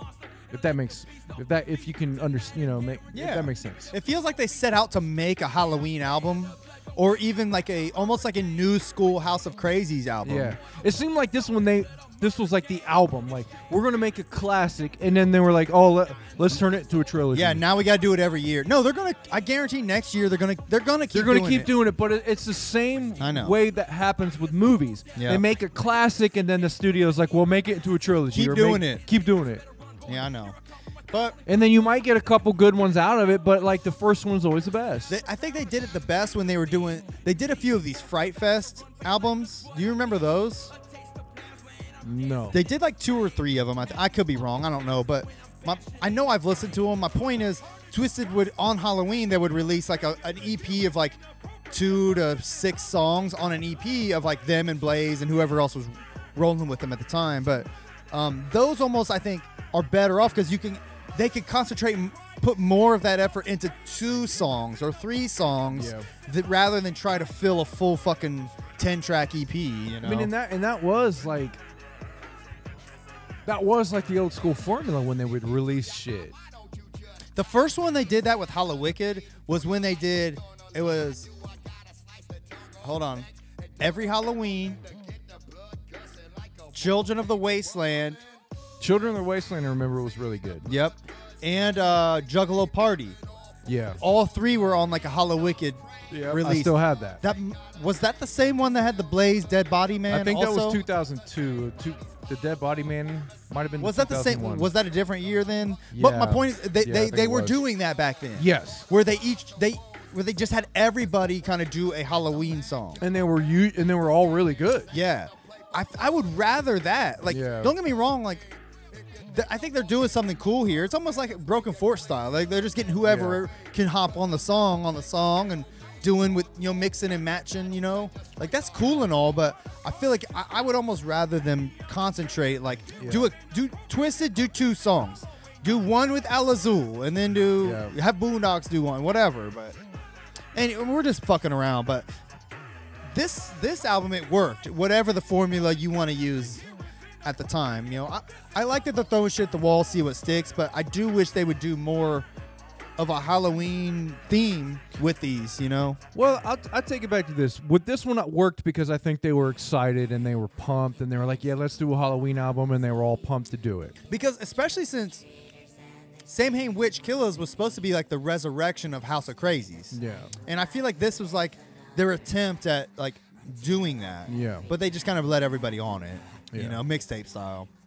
I mean, this one worked, and I think this one, I would bump this one over the other two for sure. I'm gonna make a playlist of like fucking like 15 dopest tracks. If I'm looking at this one as like, if I'm looking at all three of them as albums, individual albums, I would definitely pick this one over the other ones. But yeah, there's some good shit. But I will say, look how the reason why the early ICP Hollow Wicked songs are so good is because they released one fucking song. Yes. And they spent like weeks on it. Yeah, I'm sure. Weeks. That's why, you know, what's Pumpkin Carver? Pumpkin Carver, Mr. Rotten Treats. Every Halloween. Every Halloween. Like, you know, what's the first one? Oh, Dead Pumpkins. Dead Pumpkins. That's why those are so timeless and classic. I mean, I literally just listened. I was making the kids. I was schooling my kids. Like I was like, listen, we were listening to Halloween music, and I turned on Dead Pumpkins. Was the first song I turned on. That song was like, it's fucking timeless. Dude. I mean, every time that song comes on, I can listen to it back to back 5 times, and I'm like, that song is so good. I know. It's amazing. And then it's a continuing story with Mr. Rotten Treats, and then fucking I got another one. Yeah, and then Halloween on Military Street. To me, so what, bitch? To me, Halloween on Military Street's probably one of the greatest Halloween songs ever made. I agree with that. That's my favorite. I fucking love that. I mean, it's just like timeless classics. They spent forever on them. They crafted them. I mean, I think after like every Halloween, they fell off. But that was right around the 6th too. Like I think they just kind of started doing different shit. Like that's when you start getting Thug Pit and fuck Murder Cloak was okay, but they had a few Wicked Halloween, a couple bangers in there. But I wish they would just give me the voice, give me the so what, bitch? Every day we see you every day and tell stories. Give me that kid again, and I'll know that you made a banger right off the rip. Give me the song that will go after that kid's talking. Give me another one of those fucking songs. I know we're talking about Twiztid today, but I'm just saying, like, when I look for a Halloween song, like that's my shit. This song, by the way, is just okay. This is just Axe Murder Boys and Al Azul. Yeah, I did. This was probably one of the only ones I didn't give a shit about. This one, to me, is just like every other Al Azul song. Like they do some weird chanting. There's nothing to like listen to and be like and bump to. They're like, you die on Samhain, like screaming and shit. I'm not into this shit personally. They might be spitting bars, but the song is boring and fucking weird for weird sake. Very, very boring. I'm skipping. You gotta like really care about the individual rappers. Yeah. You gotta be like marks for the rappers Yes. to really care about that song. And I'm listening to these songs as an overall product. I'm not marks for any of these rappers. The only rappers in this culture that I am truly a mark for is ICP. Oh yeah. Period. Absolutely. I am a fucking mark for ICP, but anyone else in this culture I am not a mark for. I'll give you your props if you're good. And if you make great music, I give you props, but I'll never be a mark for you. Yeah. I just can't do it, man. Yeah, I mean, I think we're just past the age of like buying into that kind of shit. Yeah.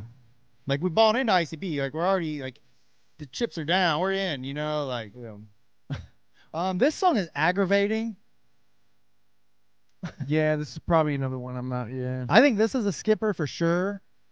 The hook on this is horrible. I would say like the first third of this album's good. Second third, I lose it, and then the last third, it brings it back. Yeah.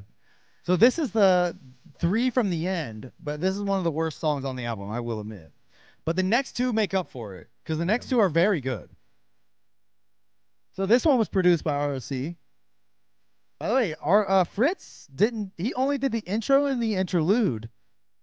It was all Godsynth, and ROC, other than 9 Pound Hammer, which is 7. Well, I will say Godsynth, I was pretty impressed by. Godsynth is he's dope. He still works with them. Okay.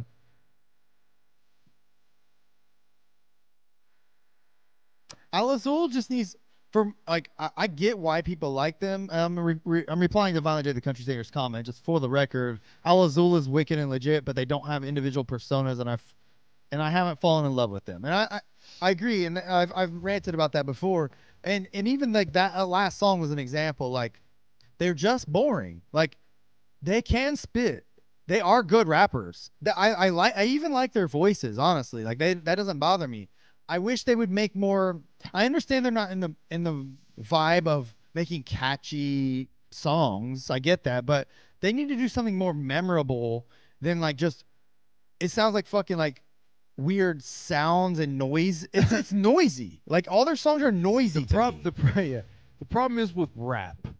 When you're using words as your main instrument, you have to have something. To me, you have to have something behind it. It's like being an actor. Yeah. You have to try. Like, you have to have a character behind it. Like if you're just putting on a performance. If you're just rapping, just a rap, like I don't give a fuck how good you are, dude. The worst thing you can do is be boring. Yeah. You could be saying the cure for cancer. It doesn't fucking matter. You could be telling me how to make me give a shit. You could be telling me the secrets of the universe, but if Get you're me to give a boring, shit. if you're fucking boring, you're boring. Yeah, and that said, like I've listened to a couple of Al Azul albums, and like they have songs that aren't boring. They have songs where they do the thing I want them to do. Yeah. But like there's just too many of the droning, repetitive, like chanting, like demonic, like scary sounding for the sake like you gotta they gotta do something. Like it's just not appealing to me. You know, I get what they appeal, but it's not appealing to me is all I guess what This is what when I listen to rap, and I'm just talking about rap music. Yeah. And this is what these guys do. It's rap music. They're not a band. Or they don't do rock music. Okay, Yeah. they may do some beats that sound like rock music. I like this song a lot. But my thing is, especially if that last song is so groovy. when you're a rapper, you're literally doing a skit. Like each song is like a skit in a sketch show. Your album is a sketch show. Each track is a skit. It has to be funny the whole way through. Yeah, each track has to have characters and has to have something that has a hook that draws you in.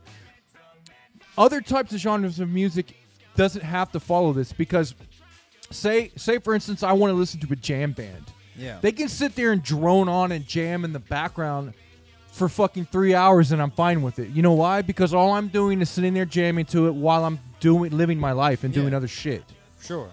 When you're listening to someone rap, which is basically talking to you, the worst thing you can do is be boring. Yeah, because the rapping is why we're listening. That's the reason we're listening to the rapper, not for the beat. We're listening to the rapper because we want to hear what they have to say. This kind of rap, yeah.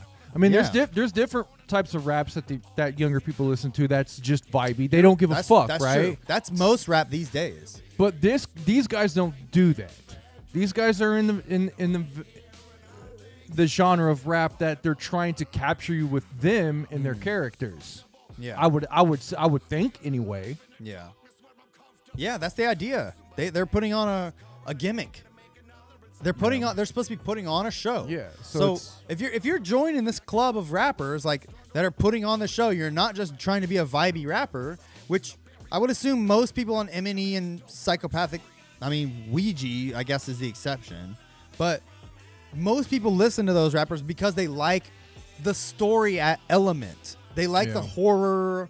They like the feeling expressed. It's not just about a vibey sound. No one's listening to any of these rappers for a vibey sound, right?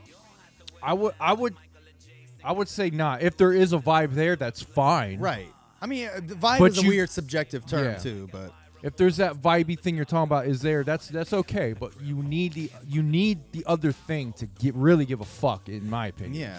Like, Because if this shit was vibey stuff that actually vibed and people liked the vibe, you would have more than just people like us listening right. to it. It would be a international sensation. Like the lyrics are number one to me. When I'm listening to rap, And the lyrics are characters, number one. The Yeah. characters behind the lyrics. Sure, you're right. That might actually be number one. Like the performance. Yes. The performance is probably number one. Lyrics are number two, and I'd Yeah. say beat number three. Yes. Um, That's what I think. but- You but- have to have a character. but you that can said- say the that- dumbest shit, period. You can say the dumbest shit on earth. If you have a great character behind it, I'll listen and laugh and love it. I was gonna say any of those three can kind of be mixed and matched. Like if they're good enough, if Yeah. the beat is good enough, the lyrics can be subpar. Let Yeah. the beat speak for itself. Then you know what I mean. Like, but a true example of an artist is somebody that recognizes that and can use it. Yeah. And like and this, I mean, just to bring it back to the album we're talking about, I think this song is actually a good example of that. There's so much going on in this song, like the cool effects they're using on the voices, You have a little bit of everything the in here. funky beat. Yeah. Like, I think the beat's the main thing on this. and I agree. But they do still give a little bit of the other shit you need. I think they're recognizing that. Yeah. What we're sitting here talking about, they're recognizing that in that beat and writing appropriate Yeah. shit to it. Yeah. And Which is why it worked for me. exactly. I don't remember any lyrics in Yep. the song, but I still felt a vibe. I still felt character behind it. Meshing that together is the skill we're listening for. Yeah. That's why we're paying attention. A good artist knows the medium they're working with. Yep. And they can take any medium and work with it. You know what I mean? Yeah, I agree. Like you should be able to even a shitty what any rapper would call a shitty beat. And I think I possess this ability personally. Like I can listen to a beat and think about like the kind of shit that should be written to Yeah. that beat. Yeah. You know? And I think that's a sign of somebody who understands like their job. I think where ego comes in and these rappers get egos and they go, I got to be me on this beat. Yeah. You know what I mean? This beat ain't good, but I still got to be me on it. It's like, no, you got to transform to that beat. Yeah, make that beat sound good, like based Yeah. on your lyrics. You Like, got to transform to that beat, but be able to put your character in there. I'm fully confident. Like, if you put any beat in my hand and say, write a song to this, I could write a song. It might not be great, but I'm confident I could write something that would be at least appropriate for the beat. Yeah. You know, and that's That would complement the beat. that's a learned skill, I think. And Yeah. I think Twiztid has a skill, obviously. Like, Yeah. all the people we're talking about today have that skill for the most part. But we're just bullshitting here, obviously. But No, you know, I mean, that's what makes a good artist is the point. it just goes back to the genre of what these guys are doing, the type of music of what these guys are doing. You can't, like, you get on there and rap all you want. It doesn't impress me. Yeah. It doesn't impress me. Number one, I listen to fucking punchline rap. I listen to clever rappers Like, outside of Psychopathic. yeah. And like, no one on Psychopathic has no one on Psychopathic or MNE has really even come close to some of these rappers that I listen to as far as like cleverness in their lyrics. Sure. But what these rappers have in cleverness of their lyrics, they don't have in performance Right. of a character, and they don't have in production and beats and shit like that. They focus more on the writing aspect rather Yes. than the meshing all the Yeah. three elements that we talked These about. guys don't have that lyrical prowess that some of the other rappers I listen to, Right. but they have something. They have something that's different. Yeah, yeah. And that's what I want to hear. And when I don't hear it from him, it's just boring. I get it. It's really just boring. I feel that. That's one thing. Like anytime I try to write, like I try to recognize. You know, like I don't want to write something Every boring. aspect. You try to look at every avenue. Yeah. What can I bring? How clever can I be on this? If I don't need to be that clever, how much character can I put Right. behind it? If it's just how simple. How can I ride this beat in such a way that Yeah. it's interesting, regardless of what I'm saying, for a couple bars? You know. Mhm. There's a lot of shit. John Goodman is in. Really? From Roseanne? Justin Manny says John Goodman is in Zool. Maybe one of the guys' voices sound like John Goodman. I don't That's know. interesting, man. If John Goodman's in Zool, Good. Is Big John ups to John Goodman. Is John Goodman like the Jay's mom? like what Jay's mom is to ICP, John Goodman is to Zool. That'd be funny. Go to a signing or go meet him and like be there with like a John Goodman picture. Like where's John Goodman? Yeah, go to meet Zool, get him to sign. They're all there, and you're just like, where's John Goodman? Like y'all are wearing masks. I know one of you are John Goodman. You can't fool me. Here, sign this. All three of you, just sign it just in case. I know one of you are John Goodman. Take the masks off now. Oh shit! All right, so that was it. By the way, we didn't comment on that last song, In My Head. That last song I do like. Yeah, that was a good song. That was a good mixture of everything we're talking about. Good vibey shit. It's got a good enough premise to it. Yeah. Good enough kind of story. It's a good ending song, and that was also produced by Godsend.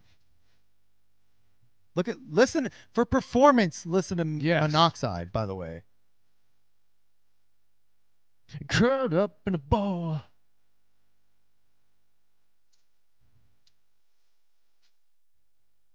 Like, you rappers out here wanting a schooling on how to do it, listen to Monoxide on most verses.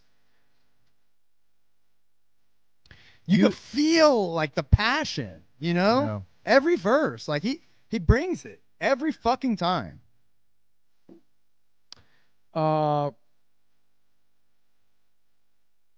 I have a hat. Hold on, wait. I have a hat designed based on Idea. Cool. You're speaking my language now.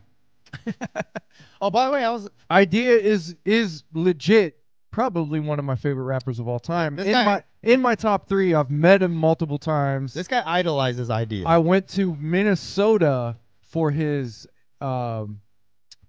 wake, basically. He had a wake in Minnesota where all the rappers on his label and in his city went out to a venue and basically, had a memorial for him. I fucking love Idea. And I want to see this hat, by the way. Remember I told you I was looking through those my old tapes a couple weeks ago? Yeah. One of my tapes had a bunch of recorded shit on it, but it did have HBO Blaze Battle with Idea on there, like winning the competition. Like I have a recording on one of my VHS tapes of Blaze Battle. I remember that. Yeah, I remember when you had. I remember the first time. See, that was the first time I saw Idea. Really? When you recorded those? I don't know. That had to be. I had to record that shit back in. The first time I ever heard Idea was from you. Really? Yeah, we were in your basement, and you said, "Hey, here's a white rapper that's kind of like Eminem," and you played Now. Okay. You played the track called Now. I don't remember that, but.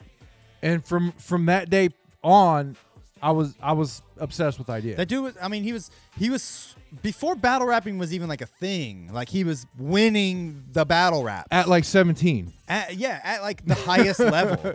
He was destroying dudes in their 40s when he was 17. And he was making them look like fucking bitches. Yes. He wasn't just winning. And it was all off the top. It was incredible. None of it was written and rehearsed, and you didn't sit behind a computer and research people back then. Yeah, right. Because that's how battle rap is now. Yeah. They research the guys and then they get together with pre-written shit. I believe it. Back then it was all off the top. I believe it. I mean, they would drop a line or two about maybe their whatever. They would have filler lines. Right, but most of it was about like when Idea was how spitting, they looked and shit. It was about how they looked in that moment and in response to the shit they just said. I know. And he was he's just flippantly dude, and he you would look at it, you like a motherfucker. Go back and watch the Scribble Jams. All right, the Scribble Jams. Idea won all kinds of Scribble Jams. Okay. Eminem famously lost a Scribble Jam to a rapper named Juice. Okay. J.U. Ice, Juice. I think it was in 97. Now, when you watch Eminem freestyle at the Scribble Jams and watch Idea freestyle at the Scribble Jams, Eminem was a fucking amateur. Okay. At battling compared to Idea, dude. Now, don't get me wrong. I'm not taking anything away from Eminem. Eminem is a great writer. He's a great songwriter. But when it came to off the top battling, dude, he wasn't on the same level as Idea. Yeah, Idea set the standard. But yeah, those Blaze battles was the original. Yeah, I mean, he killed him, man. I mean, but yeah, anyway, we're not talking about Idea. That's a whole nother fucking genre of music. But I will say he used a lot of the same formulas ICP did. Okay. He created characters. He performed in his shit, and he did I mean, he was.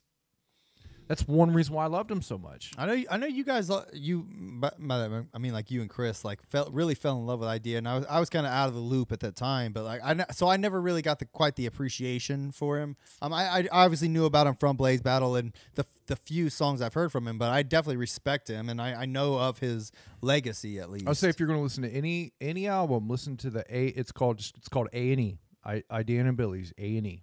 It was their second album. Okay. In that album, you have everything perfect. Everything that Idea and Abilities could do is perfected on that album to like the highest degree. That's their great Malenko. That is their great Malenko, and like you feel and hear the character of them in that album, and like I think you could appreciate it. Okay. Il Al said that's how I saw Idea. I fell in love with him from probably from Blaze Battle. I'm assuming that's what they were talking about. I still think Juice beat Super Nat. I don't know, man. Super Nat, I think Juice lyrically was better than Super Nat, but the problem is Super Nat was more of a showman. So when Super Nat ripped down the posters of Juice in that famous battle, and like, you know, he was being more of a showman, and he won the crowd over in that one. That's I know all about these battles. Look that shit up. Juice versus Super Nat. But lyrically, Juice is one of the greatest of all time as far as on the spot rhyming. All right. But he was just kind of boring. Okay. You would just hear his lyrics, and you'd be like, oh shit, oh damn man, but he was a little boring. But when Super Nat came out and rapped, he wasn't as lyrical, but you were like, oh shit, this guy's like, oh damn, like because he just came out like a fucking wrestler, you know. He was just crazy, man. All right. You ever hear of Juice's first album, man? I tried listening to Juice's albums. I never liked his albums. I mean, I could go back and listen to him and change my mind, but I didn't think I never thought he was a good album writer. Same with Cannabis. Cannabis was a good. He could write bars on top of bars, but the way he put it in his albums and shit was always just a mixed bag that never really flowed. Did you ever see that battle rap with Cannabis where I can't remember who he was rapping against, but the dude killed him. The dude annihilated him, and Cannabis literally like gave up. Yeah. Did you watch that? Yeah, I can't remember who the dude. That dude fucking destroyed. That dude exposed Cannabis. He exposed Cannabis as being basically a fake. At some point, Cannabis he's like, all right, I'm gonna have to let me get my book out, and he gets his book out and like starts reading like written shit. Like it's so embarrassing. And but that said, I have a whole lot of respect for Cannabis because I know he is literally like one of the greatest like rap writers I've ever heard. Like, and you introduced me to Cannabis. Like I remember getting hip to him from shit you played from me. Cannabis could write like his things he did. Like he wrote part 2 to The Stand. The Stand. That shit sucked. He wrote part 2 to that. I thought lyrically it was good. It was fine. The beat sucked. But I thought lyrically it was pretty good. The storytelling in it, that was on his See True Hollywood Story shit. Yes, that album was not good. But his like 2000 BC shit, like that shit was so fucking sweet. Yeah, 2000 BC and Can I Bust, his debut album was really fucking good. Do you remember when he did that album where it was like there was a track on it where like you could mix and match it and make your own track? Do you remember he did that? No. It was a little ahead of its time. Like he released, I can't remember the name of the fucking album, but it was like toward, close to the beginning of the internet or whatever, early 2000s. But one of the tracks on the album had like 5 different verses to it or some shit. And you could get on his website and like mix your own version of it based on like, you could put lyrics from one verse into this bar and you could literally mix and match. It was very dope, but it was I fell off of Cannabis. This was after See True Hollywood Stories and shit. But anyways, he was the shit back then. Like he was the man. But pull up that song, man. That Stand song. All right. See True Hollywood Stories. That album sucked, but I do remember liking that song. I like the storytelling in it because it's Stan comes back and he comes back and rises up against Eminem. Yes. Which I thought was kind of cool. You Didn't Care? Is that the name of it? Yeah, I think the hook is horrible. Yeah. The hook is horrible, but the verses are pretty fucking good, I thought. The story, though, I like the story. Story's all right. I'm trying to talk over it a little bit because I don't know if this will be the one that gets our fucking video banned. But Yeah, we can talk over it. But yeah, check it out. It's kind of related to ICP because it's Eminem, and then you got Cannabis who comes out and writes Stan Part 2, where Stan comes back from the dead or whatever. He doesn't kill. He kills himself in the original Stan, right? yeah, he drives off the bridge or whatever. Yeah, he gets rescued. Yes. And comes back and says, you know what, I'm going to go against the person I idolized Yeah. because he wasn't there for me. Yes. So I thought it was pretty cool. That was all right. It's definitely not, as far as creativity, I'll give it a good score. Yeah. The execution is lackluster. Are you familiar with like Cannabis? Anything he's done in the past like few years? No. Do you know who DZK is? Yeah, of course. I remember DZK from the early 2000s. Yeah, he was like the SoundCloud, or I'm not Yeah. sorry, not SoundCloud at the time, SoundClick rapper. Do you know he did an album with Cannabis? I know they were cool. I've never listened to it. So they did an album together, which I think kind of sucked. By the way, DZK, I have mad respect. I think he's one of the most incredible writers I've ever heard. I remember he was a great writer. I never liked his songs as wholes. Yeah, but I thought he was a good writer. Some of his songs were very bad, but he had some of the most craziest lyrics. Dissing for sure. I mean, the shit he would do, man. His diss lines were crazy. He was amazing. Yeah. But he started fucking with Cannabis, which I thought was a cool like mashup. But Cannabis had already fallen. This is probably within the past like 5 to 10 years. But my whole thing, the reason I'm bringing that up, not to keep bringing this kind of shit up, but why doesn't Cannabis and like DZK fuck with juggalos? Like that, Cannabis is prime for juggalos. He would be the best juggalo rapper if he fucking joined the club. You know what I mean? I don't know, man. Cannabis has never fit in anywhere. That's why he's been blackballed from the industry. That's why he should be a juggalo. Yeah. Why isn't he, man? But I think he's even so bad he wouldn't fit in with them. Man, I think he would. I think he would fuck it up. Cannabis is prone to fucking everything he's ever had up. Personality-wise, you're probably right, but I'm just thinking big picture. Like I think his personality and lyrics and a talent and appeal, I think would be it's prime for juggalos to enjoy. I mean, to me, Cannabis is old school classic rapper. The same way ICP look at KRS-One and Sir Mix-a-Lot, the same way they look at them is the same way I look at Cannabis. He's like one of those old school lyricists that's just he just laid the foundation. Amazing. Yeah. He just never had the break. He never had what he needed. He never had everything he needed to get where he needed to be. It probably has a lot to do. I think he has a big ego. Yeah, he's got a big ego, and the biggest part was that LL Cool J basically blackballed him. Yeah. LL Cool J fucking destroyed him. Yeah, once LL Cool J blackballed him and wrote that diss to him and Second shit. round KO. Second round And KO. LL Cool J fucking fucks him up on that song. Well, I think Cannabis wrote second round KO. Oh, yeah. I'm sorry. Which you are that right. is a great diss song. He does do a good job. That's a great diss song. But LL fucks him up. But LL fucks him up because he was more popular, of course. You're right. I forgot about second round. Cannabis actually, that is a great diss song. Yeah, that was. It was a great diss song. I forgot it. And that was on his first album, You're right. Can I Bust? But yeah, you're right. LL Cool J at the time, especially, like Yeah. he had that ability. Yeah, to LL fuck Cool J blackballed him, and from there on, Cannabis' ego got even worse. man. Yeah. And he just made his entire career to trying to battle LL, and then he switched lanes to Eminem, and he spent a few years doing that, and then it's just by the time like you're getting blackballed, there's nothing you can do about it. You fucked up, bro. You already lost your chance. But that's why he should just be underground, fucking make juggalo music, bro. I mean, he does his thing. ICP should fuck with Cannabis. But and then that battle, I don't know why the fuck he went. Like, but he's a great writer. But why did he try to go into a battle like that? I'm sure they paid him. Like that has to be it. Like that's the only logical reason I could see him doing something like that and not being prepared enough. They probably paid him, and he's like, "Fuck it, I'll show up and battle some random bitch," and the random bitch just happens to be a fucking insane battle rapper. Yeah. No, there's some great battle rappers out there nowadays. I know. I'm not taking that away from the people that are out there nowadays. Oh yeah, of course. I just think it's a little less raw than it used to be. Yeah. Back in the day when it just used to be off the top.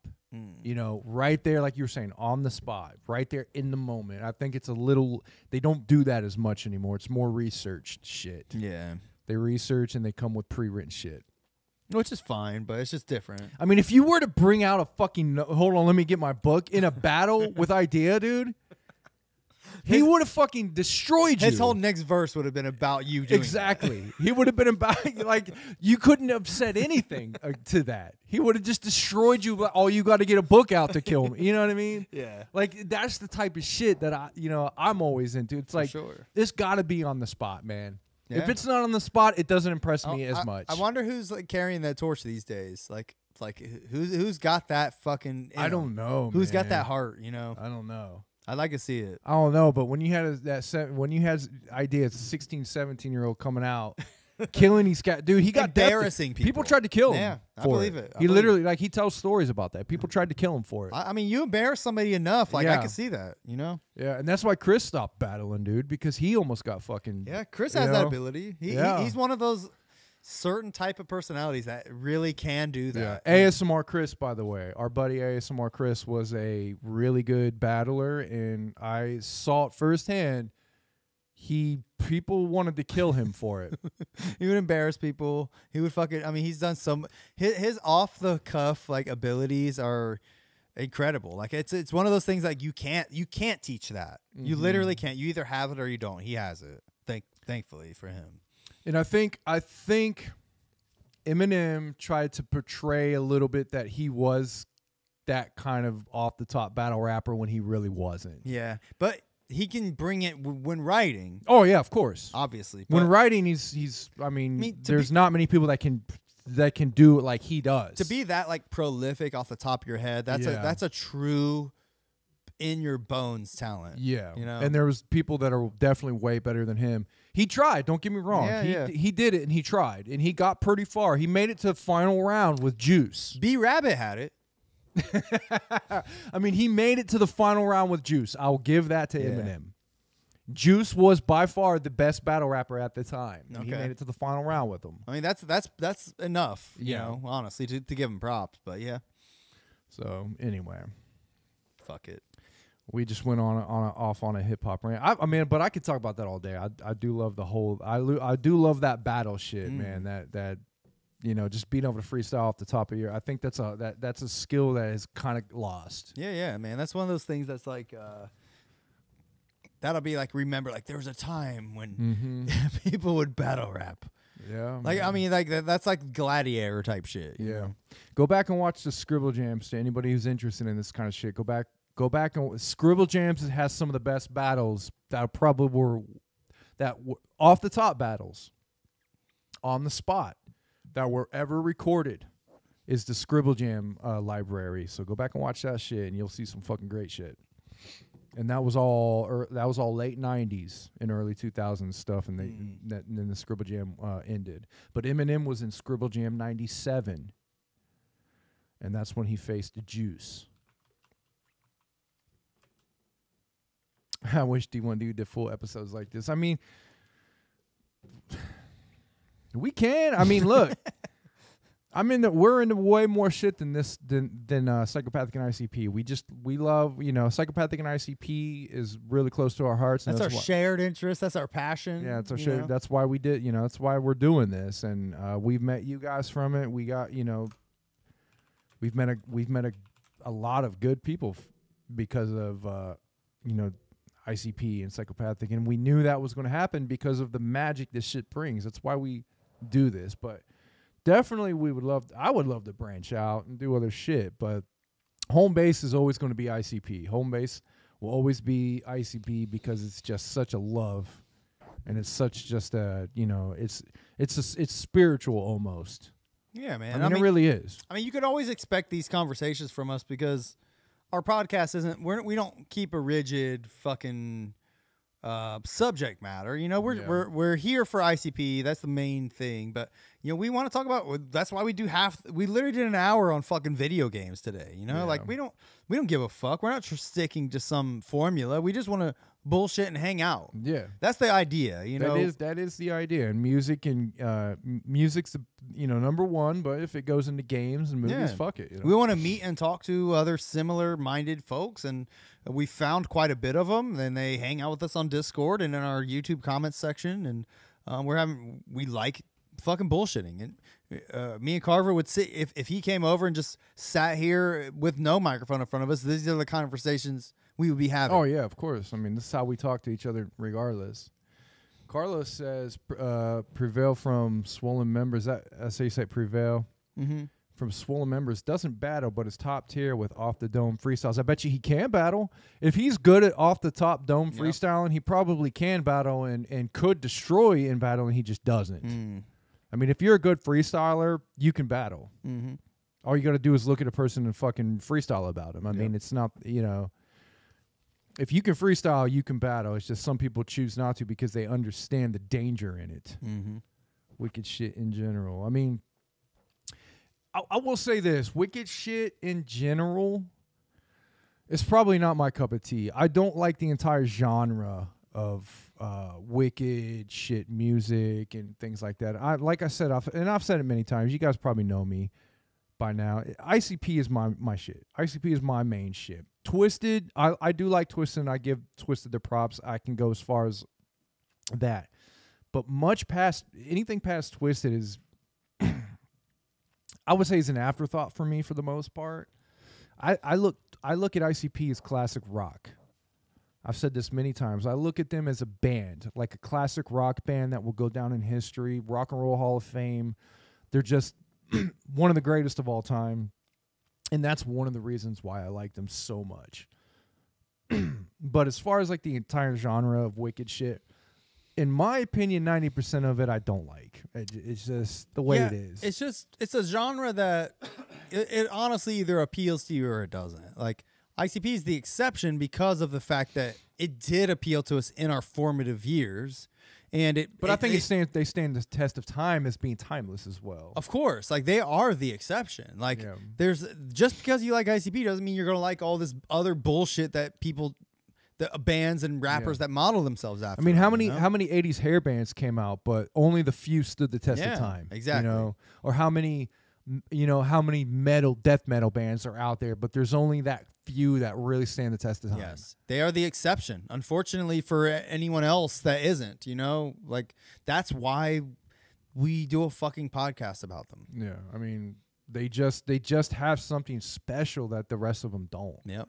And nobody can really put their finger on it. You know, it's the characterization behind the Jay and Shaggy. It's the production. It's the stories. It's everything. It's just so many things. And that's why we're doing this. Like we've done a couple 100 hours now on this shit. Like it's not something you could just boil down to like a Wikipedia entry. Yeah, I see Shanzi. ICP is pop culture at this point. You're right. I mean, I put him up there as pop culture. I put him up there as pop music. I was just telling my wife that, like, sincerely, like earnestly, like a couple days ago. Like I can't remember what was brought up regarding ICP, but we were laying in bed and I was like, ICP literally I was like, they're 50 years old. Like they are like just in the ether, pop culture. Yeah. They are just something to be there forever from here out. Like they're like the Grateful Dead. They will not go away. People will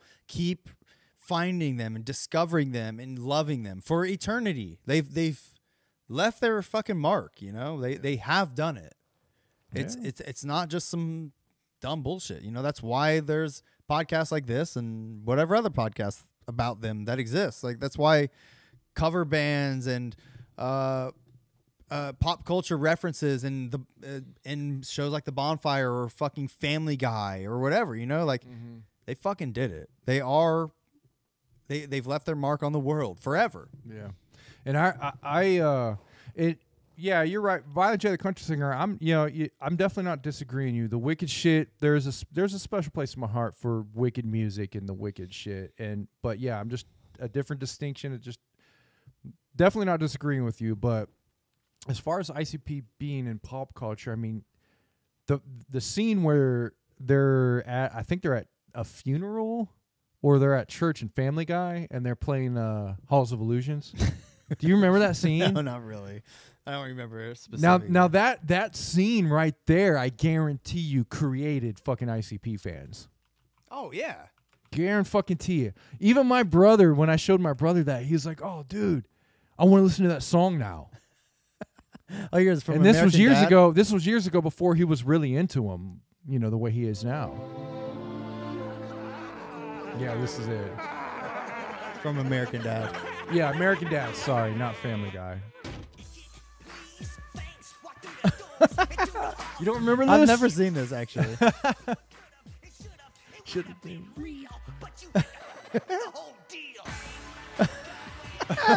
This is awesome. I never have seen I this. guarantee you this made ICP fans out of kids. That's so funny. I guarantee you kids watch. There's kids that watch that and we're like, I want to know what that song is. Yeah, for Guarantee sure. fucking it, man. Yeah, exactly, man. Like ICP fans have been created left and right. Like it's no, like it's no coincidence. They've made something special, you know, that warrants that. Obviously, like that's why they're a joke, you know, in a random household joke at this point. You know what I mean? Like if you're making a joke about some shitty band, like somebody will mention the Insane Clown Posse. Like it's really like a household. They are a household name. They are. And there will be people to carry them on forever. It's there's just if you look at it in the movie genre, think of something like Evil Dead, right? We were talking about Evil Dead. When Evil Dead was made, it was cheap. No, I guarantee nobody thought it would last. Yeah. Nobody cared. It was one of those dumb horror movies made around Halloween, I'm sure, for a cash grab. One of those dumb horror movies made it, you know what I mean? But the people behind it believed it. You know what I'm saying? They believed it. You had Bruce Campbell and shit, right? They fucking believed in it. And they did it and they put their all to it and they put their character, they put their soul behind it. And it became a fucking, you know, it became a household name. Yeah. It is. Evil Dead's a household name now. Everybody knows Evil Dead. Everybody knows Bruce Campbell. And ICP, I would say, is kind of on the same wavelength as that in music. It was just something that nobody really believed in and didn't think would last, but did. Yeah. Just, you know, it's just, you know, it didn't have to be too serious. They didn't take themselves too serious. They did behind the scenes. They took it oh so serious as far as their lives. This is what they were doing. Yeah, they took it serious. They took it completely serious, but the way they presented it to the world was like, you know what I mean? We don't give a fuck. We're not taking this that serious. This is really who we are, and it's just you can eat it up so easily. It's so palatable to eat up. As where some of this other wicked shit in the genre is not. It's just like they're not, trying too hard. It's not that way. Yeah. You know? They're trying to just they're trying to tap into something that's existing where ICP was creating something. Yeah. It's just there's just a big difference, you know. And I can give love to the genre, but ICP's beyond it. There's just something different about them. They're not they I guess they're part of the genre, but in my opinion, they're part of rock history. Classic rock history is what they're part of. For the record, I don't know if I mentioned this on the show. When I was at the Rock and Roll Hall of Fame, there's a thing where you could submit people for the Rock and Roll Hall of Fame. I submitted ICP on there. Good. They deserve it. Fuck yeah. They absolutely do. And I really, Jay and Shaggy, if you're watching, if you ever see We this, know you're watching. I hope you guys get to see this before you die. That get to be put into the Rock and Roll Hall of Fame before you die. I mean, I wonder how they perceive their legacy. Like if they know, like, I mean, I'm sure they know. I'm sure they know the gravity just based on the gathering of the They Juggalos fucking turnout. know. But I wonder if they can like actually rationalize in their mind like the imprint they're gonna have on music history, like with what they've done. You know. I think they know. If you look at like the Palcast when Shaggy talks about their old music, they know. Yeah. They can't even see. They can't even. They have a hard time realizing it themselves about what they've made. Yeah. Because they're so far beyond it now. They're like, I can't. They're just like, how do we do that shit? Plus, they've already reached like what is essentially like the precipice of their fame. They've already reached, and like they've been on the. They've plateaued. Let's say that. Yeah. So I mean, I'm sure it's hard to see in the moment, but especially considering that fact and whatever humble lives they may be living now. But I'm sure they're still well paid enough to live a good life. You know, don't get me wrong, but maybe whether or not I don't think they're like multi-millionaire living lifestyles these days. That said, but I'm sure they're having fun. But they know. But I believe they know. They know what they've made. I hope so. They just can't. They can't wrap their heads around how it got there. Yeah, they created it. They're not in it. They're you just know? like, holy shit! I can't believe we did that. It's a whole nother life. It's a Yeah. whole nother fucking life for them. Yeah, that's when true. they were younger making this shit. They're not even close to that anymore, you know. So, but yeah, it's just like I said. I hope you guys get to see this before you guys pass on in the Rock and Roll Hall of Fame. I think you guys should be in the Wrestling Hall of Fame.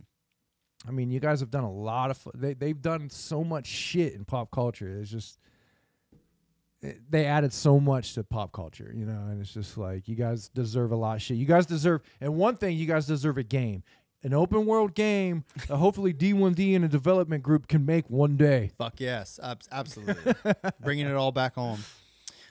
So next week, I did want to mention that yesterday I think was the 10th anniversary of Abominations, Twiztid's final album on Psychopathic Records. Yeah, I know. And there's a few Twiztid albums we haven't gone over, but I feel like we would be doing ourselves a disservice to not celebrate the 10th anniversary of Abominations next week. Don't you guys agree? Absolutely. So let's do that. Next week we'll be discussing Abominations, which is heralded as one of the best Twiztid albums ever made. Very loved and respected by juggalos and twistalos alike. Twist and lows. Oh yeah. So looking forward to that. We would have done it today, but we already planned and we had been studying this album, so we wanted to make sure we got it out of the way. But Do you have Abominations? I do. I have a copy. I'll hook you up. You might want to let me borrow that.